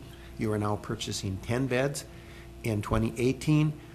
In 2019, though, the bed purchase will go away, and you will pay for the percentage of the facility that you use, which is based on a 2-year. Based on a 2-year average, which is really the way it should be. Because if our use is up, we pay more. But if our use drops in percentage-wise, we pay less. So that is a very, very positive thing in my estimation. That was a long time in coming to get there. Yep. Long time in coming. So the second line is the juvenile revenues from other counties. And then the third line, and Commissioner Campbell spoke to this earlier, Steve is estimating that there will be approximately on a daily average of 7 from non-member counties that will be helping to pay for this facility as well. And then you will, if you follow down the line there, there's an interest and a principal payment that's been identified, that's already in the budget. And then the second page is the secure side and the obligated amount of the bond that will go towards the secure side. And you notice that's quite a bit less. We'll be talking about that in a few minutes, about a contract with Cass County, North Dakota. They have finalized their $2.5 million contribution up front to this. They will pay the 2.5 to match what Minnesota counties have already paid in over this, and an investment in the building that is there. And then they will, though, also pay the same rate as everybody else in the facility. So that's really helping get this off the floor ground as well. So with that, I'm certainly, I've spoken enough about that. If there's any questions of the experts here, to include construction engineers stuck around for this too, if you have any questions. Any other comments? I don't have a comment, but why are we doing this? Oh. Let's talk about why we're doing this. Yeah. Well, go ahead. Madam Chair and Commissioner Campbell, can I ask Steve to respond to this? Boy, Steve's been up to his eyeballs in this and overwhelmed by it at times. This is It's something very good. the public needs to know why we're doing this. Absolutely. I think that we've historically now here since about the spring of 2015 in Secure, we've been at our capacity. Over the last 2 years, we've turned down a number of our member counties, to include Clay County. Requires our member counties to not only continue to pay for the services that they are here, but take their law enforcement officers to different facilities to drop them off and pay a per diem. And so we've worked very hard with our existing facility to expand the bed space that we had to where we're at today. And the Department of Corrections has said we don't have any more space. And so in order to maintain, I guess, the programming and the services that we provide these counties, we've had to look into these plans to expand to meet those needs. And Madam Chair, just a follow-up to that. This juvenile facility was built 21 years ago. They bonded for 20 years. That bond is paid off. It's full.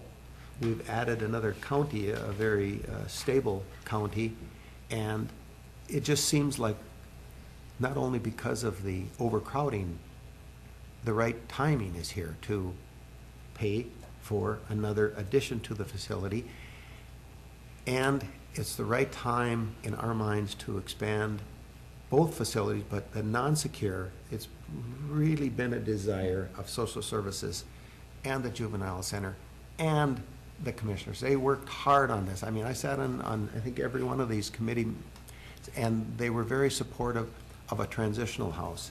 And this is going to meet many of the needs. It's not all inclusive, but it's going to make many of those transitions. So it's really an addition in that array that's really going to be helpful for these youths. I mean, we really, really, really, truly believe that. We wouldn't be here.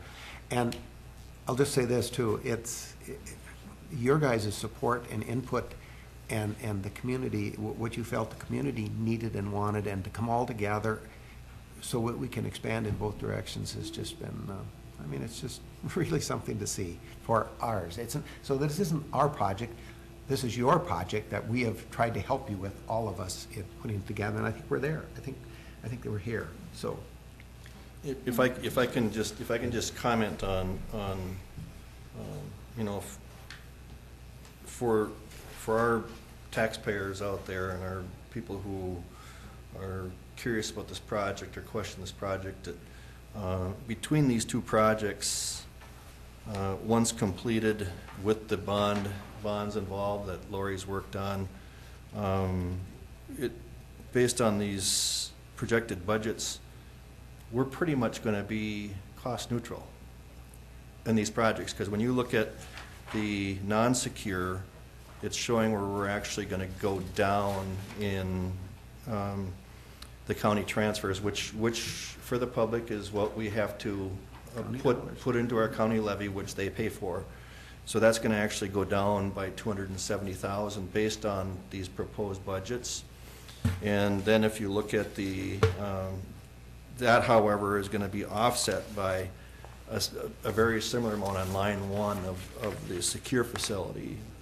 You know, we are going to see that raise from 2000, what we have budgeted in 2018 of 835 to 1.1.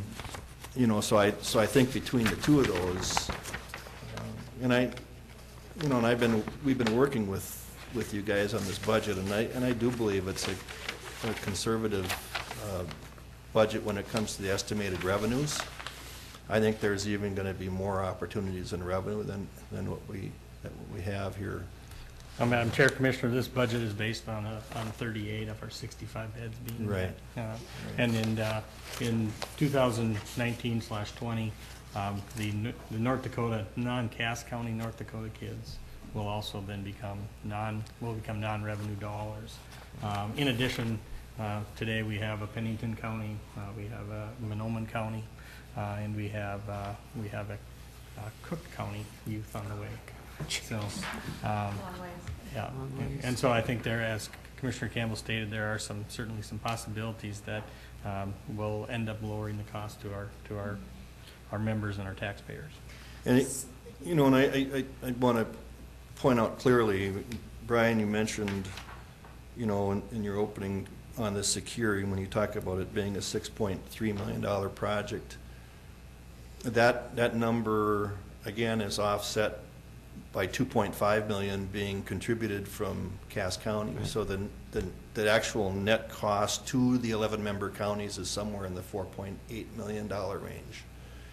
You know, that's a significant importance here to keep that in mind, or it's less than that. 4 million. Yeah, we'll go with math is bad. 4.003, yeah. I think. Right. Yeah. Well, yeah. yes. Yeah. $4 million. Right. And you know, and so what we're talking about, and that's spread over 20 years by 11-member counties. And the commitment that we have, you know, currently we're operating on a year-to-year basis, and so when Administrator Berg talks about a 20-year commitment, that's our member county is putting a significant step forward of commitment to this facility. Steve, I have a question in regards to your staffing proposal. Is that something, obviously you have to be regulated by DOC staffing Correct. code. Is that an estimate that's been preliminary presented to the them? DOC, yes. We've been meeting with the Department of Corrections with this plan probably on a bi-monthly basis now for about 6 months, in hopes of getting everything right within the facility and get it right with their staffing plan. So you're not anticipating a large jump in what that proposal could be? No. This would be our, where we feel confident and comfortable with the full-time number of staff and part-time staff that we would need. Okay, so. thank you. What? Commissioner Gross? How is this transition going to work, you know, while we're working on this building? Are we going to take less people in, or are we going to be able to operate fully the way we are now? And I mean, I know the jail, I mean, once that's done, we just move from the old jail to the new jail. Is this the way it's going to happen here, or do we have to house them some other place, or? I think the challenge for Ben Constructioneers has been that we needed to stay 100% operational. And I know Ben is working on a transition plan that will allow the different, you know, we may not open up all of our additional programs that we talked about until the completion date, but the plan is to maintain all of our bed space that we currently have through the project.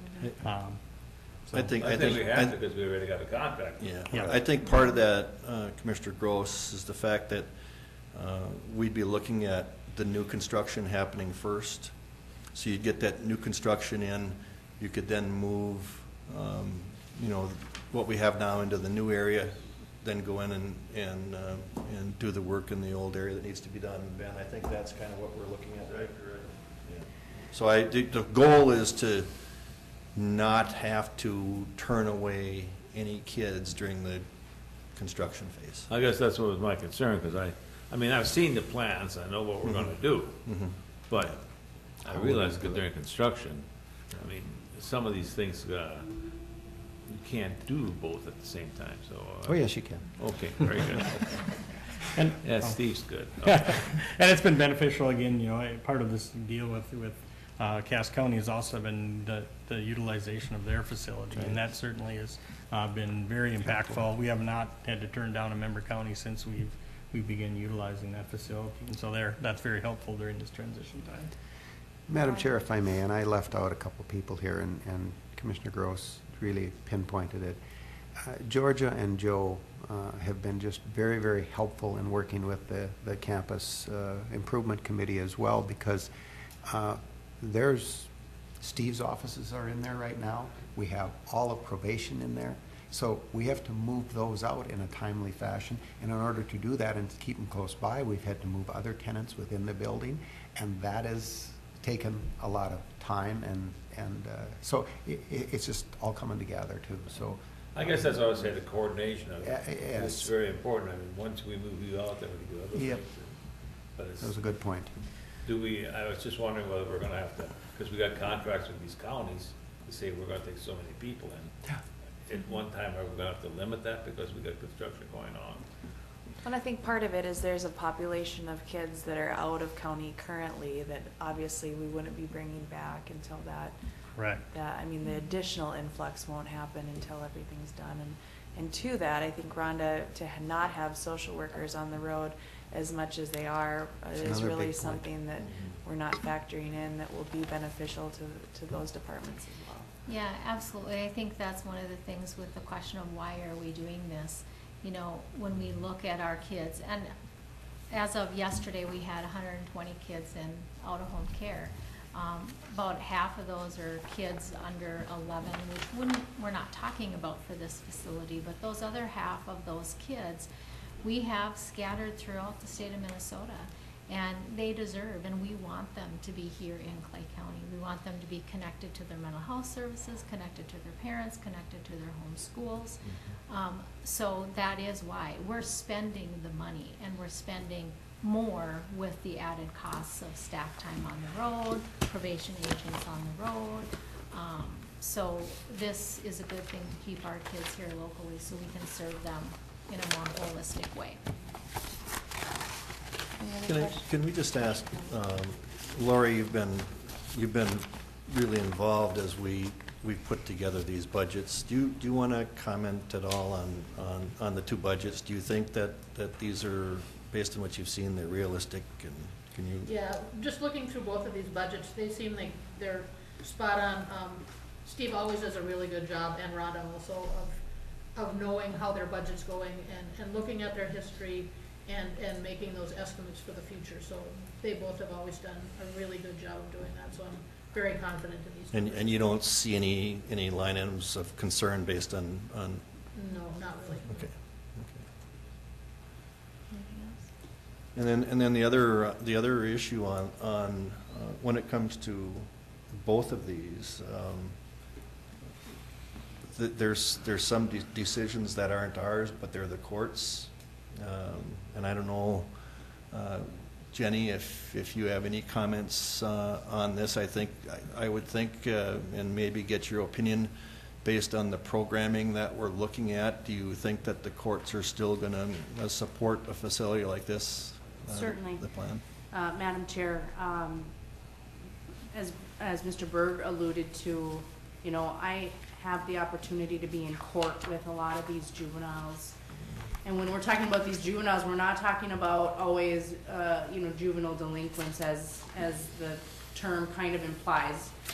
We're talking about a lot of times children that are removed from homes that are just not appropriate for no fault of the child's.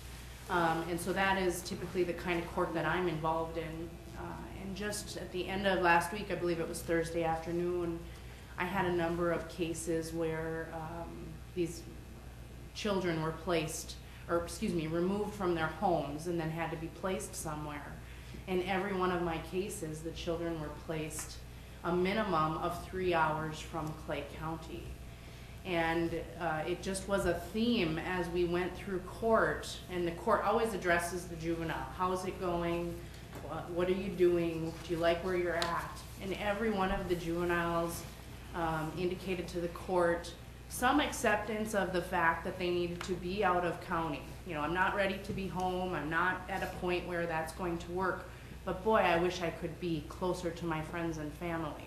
So that was really very powerful to me. I mentioned it to Mr. Berg when we were meeting that it was just a very good representation of why we are looking at this project, because it is the reality that these children are placed far from here and they feel that deficit. It's not just us saying, oh, we need to keep them here. They are feeling that they need to be closer to their friends, to their family, to their mental health providers, to their supports. And that's really become a deficit in our system.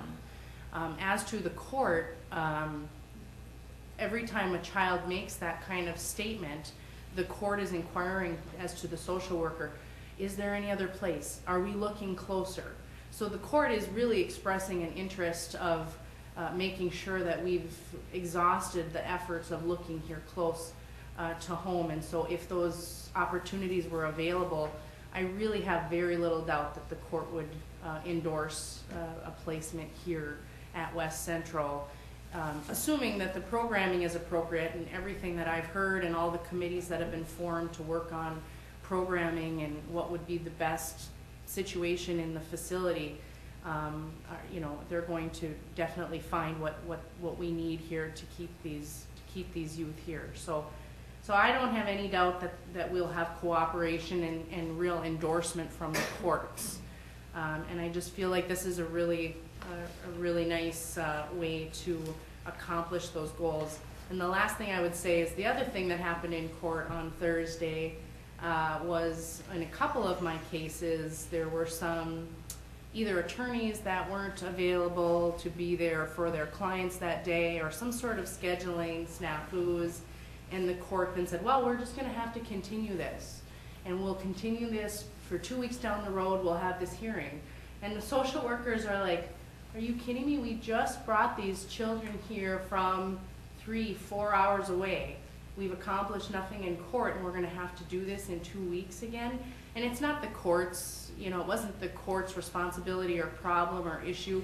It's just those things happen in court, in the judicial system. And to think that now we've used a social worker, we've used volunteer drivers, whatever brought that child here to Clay County, and we're going to have to go back and do it again 2 weeks later. It's a real waste of the resources that we have that we all know are very strained already. So I just really think this is a very positive thing, and I'm very happy to see that the budget allows the plan, you know, the dream that we've been looking at. So thank you. Thank you very much. Thank you very much for all of your individual departments' hard work. I know this has been a true collaborative conversation to bring it to this point, and we'll go forward with it. Madam Chair, can I ask a question? Brian, what do you see as the next step in this process? I know we have our 11-member counties are very interested. We're going to be having a 11-county meeting coming up pretty soon. April. In April, and I guess you know, what are the plans for? What's the next step here? Very good question, Madam Chair and Commissioner Campbell. This is information's sake today, and our next step, of course, is The next two agenda items, really. well. Those are big steps. Yeah, though, they're right? big steps too.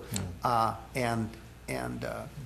construction engineers now is in the process of going out to seek bids, and they will bring to you by April 1st. Yeah, roughly April 1st, a guaranteed maximum price to continue this project. That will require your action, and that's where you're in a position to say, no, it's too high, you got to make some refinements or whatever, or yeah, we can move forward with this project. So really, Commissioner Campbell, around April 1st, and then you have your meeting on your 19th. On your 19th. So that will be in good shape to. 19th is President's Day. Are you meeting on Oh, President's no. Day? It'd be a third Thursday. Okay. Thank you. So that's kind of the next step. So this was just to bring all of you folks together on all of the projects that you've worked on, and I guess if you jump up and down and say don't go any further, that we're not asking that for today. No, we're asking for just information, and you can make that determination around April 1st, because we've invested a lot up to now with architects and design and things. So Great. Well, thank you very much. thank you, Madam Chair. All right, the next item is the approval of agreement with Cass County for the acceptance of $2.5 million towards WCRJC. We do have the cooperative service agreement, or no, not that one. We do have their agreement that they signed on the 5th of February. Yes. Good morning again, Madam Chair and Commissioners. Yes, what we have before you, and we had hopefully informed you of this process while it has gone along, and Cass County had to pass an ordinance in order to contribute the $2.5 million, and they had to have 2 readings on it. That's why it was delayed a little bit. But I'm happy to say that on the 5th of February, they had their 2nd reading. It passed unanimously over there. And what you have before you is the agreement, a very simple agreement that I'll say we worked on. Didn't say work over. Worked on, and Steve and Jenny were just very instrumental in putting this together, along with guidance from the 2 commissioners that are on this, and as you can see, it's a very simple agreement that says they're going to give us $2.5 million up front to help build this, and you'll see a amortization schedule which kind of works in reverse. If you're wondering about that, that's something that we put in there because in the event that due to no fault of Cass County, whether it be Minnesota law changes or something like that, that they would get an amortized payback of the funds invested. We just don't feel that there's really any situation where this is going to occur, but if for some reason the consortium decided to boot them out, and they could do that at, I think it's 75% of the vote, or if there's a change in Minnesota law that they wanted a little bit of protection in this, and I think it's a pretty sound agreement and would encourage you to approve it. I move approval. We have a motion to approve. Second. And a second. Any further discussion? All those in favor of the motion signify by saying aye. Aye. Opposed? Motion passes. Then moving into the approval of the 11 county cooperative service agreement that we have with. Right, and Madam Chair, this shouldn't have said approval. This is just for information's sake, any discussion. You guys approved this in November? In probably? December, yeah. Yeah, so this has already been approved. This was just to supply you with the information that all 11 counties are on board, and it's a 20-year project, and let's just help you on that. So, Is there any questions on this? Thank you for giving it to us. okay. All right, now we'll move into the approval to accept bids for the correctional facility and law enforcement center furniture package. And Madam Chair, if I may get Danielle on the phone in case that that's you fine. have some Thank you. questions. Thank you, Steve. Thanks, Steve.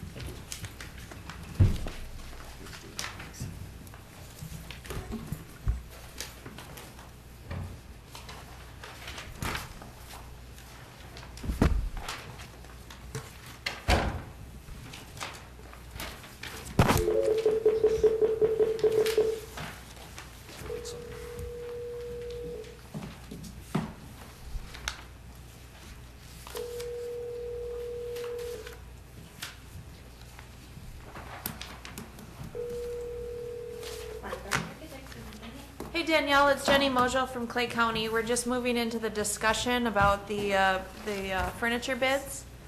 Yes, I'm going to transfer you to our conference room. Hold on 1 moment. Okay.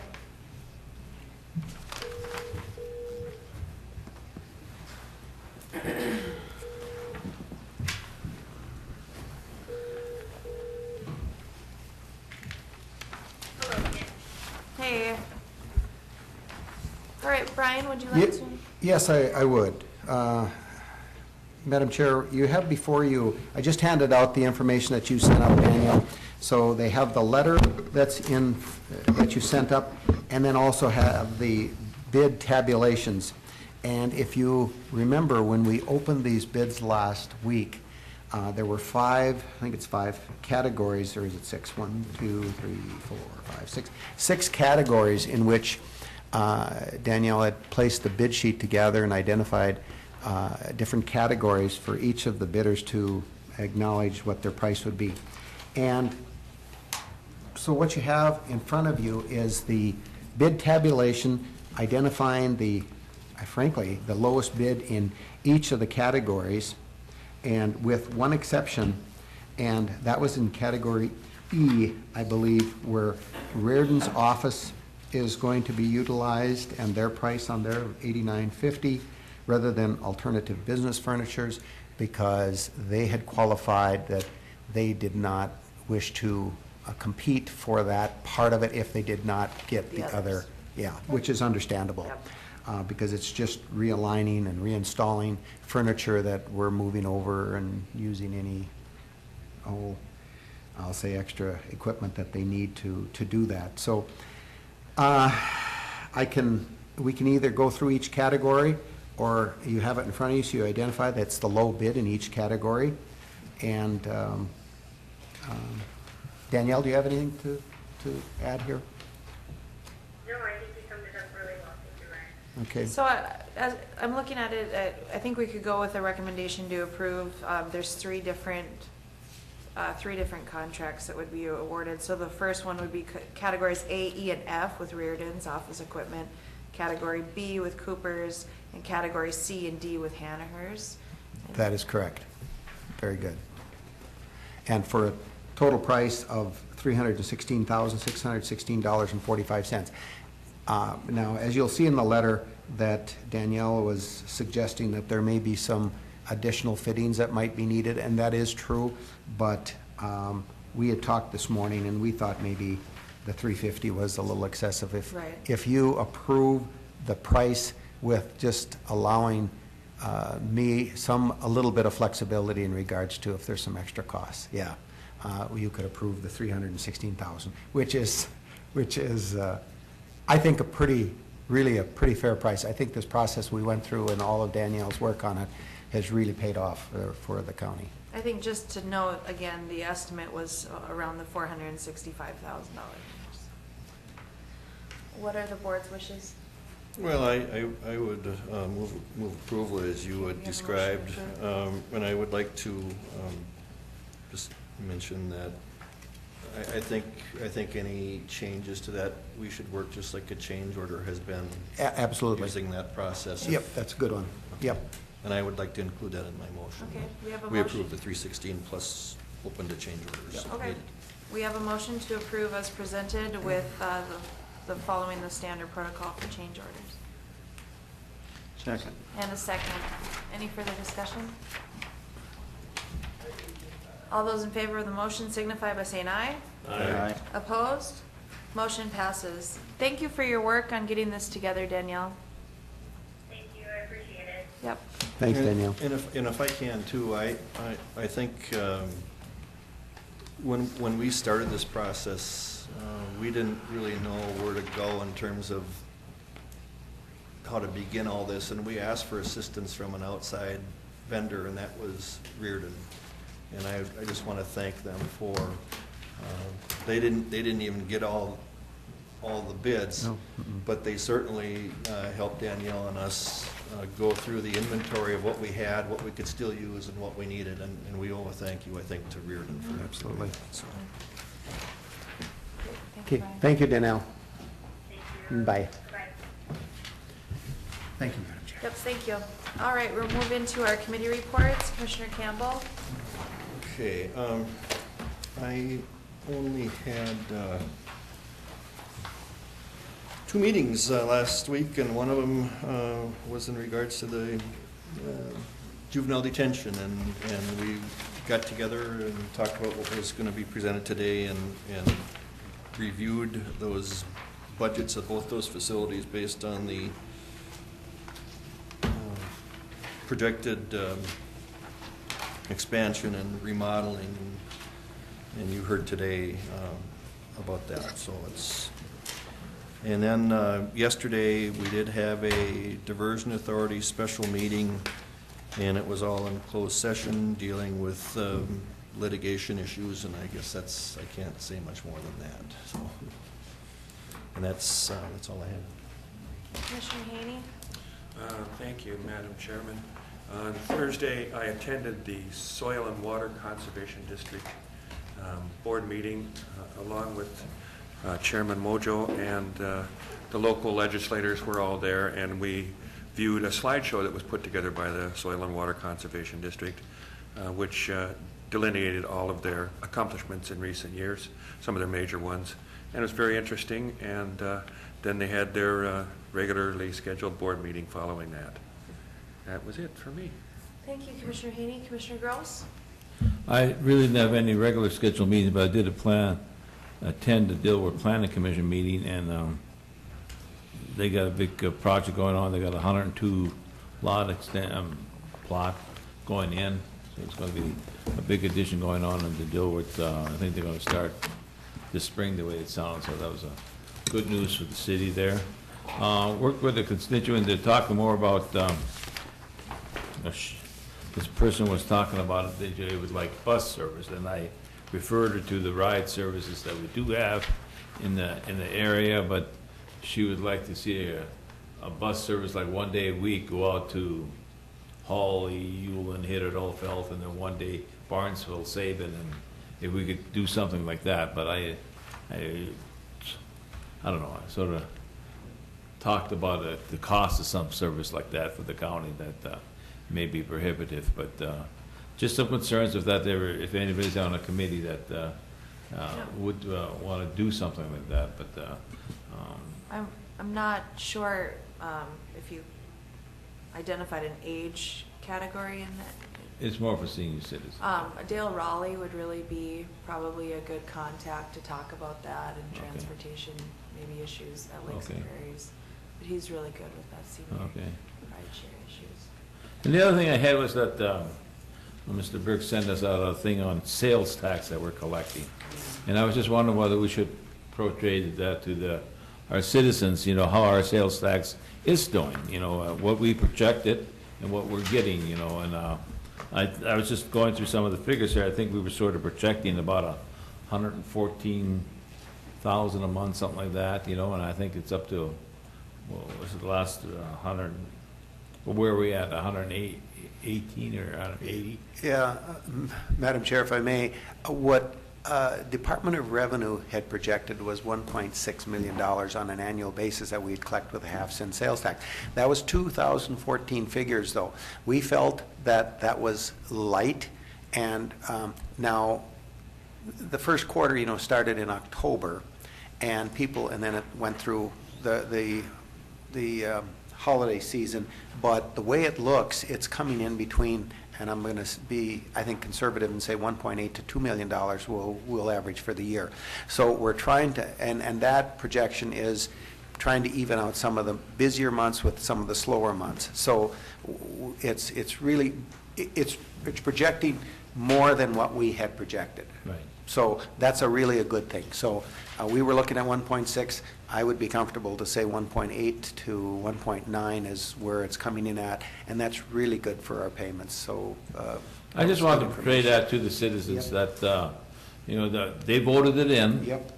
And to say that what they did was good. Yep. You know, it's working out good. well. I think that's something that we could possibly put on our website, because I've had some questions as to how that's coming in since October, specifically at the Soil and Water meeting it came up even. Yeah. You know, just to we'll do a little summary. As to how it's coming. Good No, that was suggestion. just for me. Thank you, Commissioner Whalen. I had the same diversion meeting that Commissioner Campbell mentioned.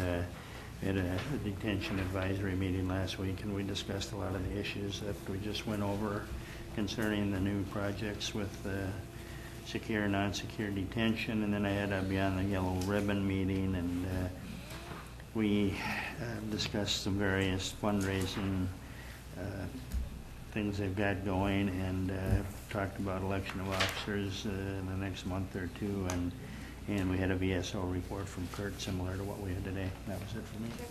Thank you. Last week I attended a meeting with some landowners and Representative Mark Ward to clarify some issues from the task force recommendation on diversion issues. I also attended the Soil and Water Conservation District meeting. This week is Tree Week, so they have an open house all week, so feel free to stop in for that. And it was helpful to have Senator Eakin and Representative Lean and Marquardt at that meeting, because our county feedlot officer is mentioned the new system that was voluntarily implemented electronically for state feedlot reviews is quite problematic, and so it's taking a significant amount of time to do, and so they were going to check on the status of that in St. Paul. So I had a MetroCog executive committee meeting in regards to the executive director search, and then yesterday I had a executive committee meeting for Lakeland Mental Health. Administrator Berg? Thank you, Madam Chair. Real quick, we received some information this week. Commissioner Gross received it as well. Our loan fund balance is at $317,000. Remember, we don't talk too much about that, but there is a Clay County loan fund that is set up for new businesses and different things that can be applied to, and the balance is $317,000 there, which is very, very good, I think. Commissioner Campbell brought this to my attention, so I'm bringing it here for discussion. We had a discussion in our office this week with motor vehicle, Cheryl from the supervisor out in motor vehicle, and we got into a discussion about how it is going out there with the new computerization of the state computerization. And you know, it has just been, and I don't want to be negative about it, but it's been a total flop. And the now the state administration is talking about 46, was it, how many million? 46 million? 46. They want to infuse another $46 million into the system to fix what supposedly had been there. But the problem is it's the citizens that are being harmed. They have to wait longer, and they can't get service when they go out there, and things along those lines. And we talked a little bit about how it's even affecting our county revenue for that service, and my guesstimate was 20%, and Lori said, yeah, you're probably about right. We're probably short about 20% of revenue dollars out there because people cannot get serviced, and because of the state system. So what Commissioner Campbell was suggesting is that this board act and support sending a letter to our legislators or to whomever, we'll figure that out, supporting additional bonding dollars to fix the motor vehicle system so that we can actually issue in a timely manner and things. So did you have anything else to add? Well, maybe we can inquire, Brian, or maybe if you wouldn't mind inquiring to AMC if there's any particular AMC policy group that's reviewing this. It's got to be a concern to every county, not just ours. Right. I think the fact that they put in this supposedly new technology, and I agree with you, I think you were being mild in what you call it. I call it a disaster that's going on. It impacts even our staff over at the Motor Vehicle Department. Obviously, when they can't, at no fault of theirs, process these things in a timely manner, I can see where they get feedback from the customers, and some probably not in a very polite way. And, so it's impacted in many, many ways, and I think we need to figure out what the best approach is to get this resolved. It's costing Clay County a lot of dollars. Well, and Madam Chair, if I may, the Clay County has, over the years, chosen to offer this service. If a governmental entity does not offer the service, then the private sector does have the opportunity to offer this service and charge that fee. It's a state-regulated fee. It's set by the state. And in some communities, this is being run by private business, and private business now are either shutting down or are asking the state for additional funds because they're losing money because of this glitch at no fault of their own. So it's really needs to be addressed, and it needs to be fixed and soon. So consensus, I guess, was all I would need for okay, very good. And then I had the opportunity to attend, and I mentioned this last week, I guess, that I was in FEMA training most of the week. I ran back and forth with some meetings here, and they allowed me to be absent from some of the training sessions. But this was put on by FEMA. There was 150 people from the Fargo-Moorhead there, reaching all ranges, I guess, of emergency services and administration. And there was only 8 of these sponsored in the country by FEMA, so it was really kind of a big deal. And what it addressed was major, I want to say disasters, and that's one of the reasons why they came up here, was because of the activity during the floods and the coordination of disasters. But they were looking at active shooters and different things that if it was a terrorist event, then, and multi-jurisdictions were involved, and how do we coordinate, how do we get the resources that we need, and how do we respond? And it was really well done, I thought. I have to compliment FEMA on putting this together, and so I thank you for the opportunity to attend that. I think it's very positive. And also, there may be some, I know when Lieutenant Green talked to me about it, our presence was needed because there's some grants that are available, and you have to have had this training at different levels of it to qualify for that funding. So, juvenile construction projects, we had some meetings on that. The commissioners have already addressed that. The diversion meeting's already been addressed. I attended that yesterday afternoon. And working with your chair, Commissioner Mojo, and talking about the rural cities meeting that's coming up. We've kind of got it locked in right now for Tuesday, March 27th, from 4 to 6 in the evening at the Glendon Community Center. And we'll work on that, getting invitations out, coordination of that. Colleen worked with Thank you for doing that. Commissioner Mojo and Glendon. Thank you to Glendon for hosting that. That concludes my report. Great, thank you. Is there anything else? All right, if not, we are adjourned.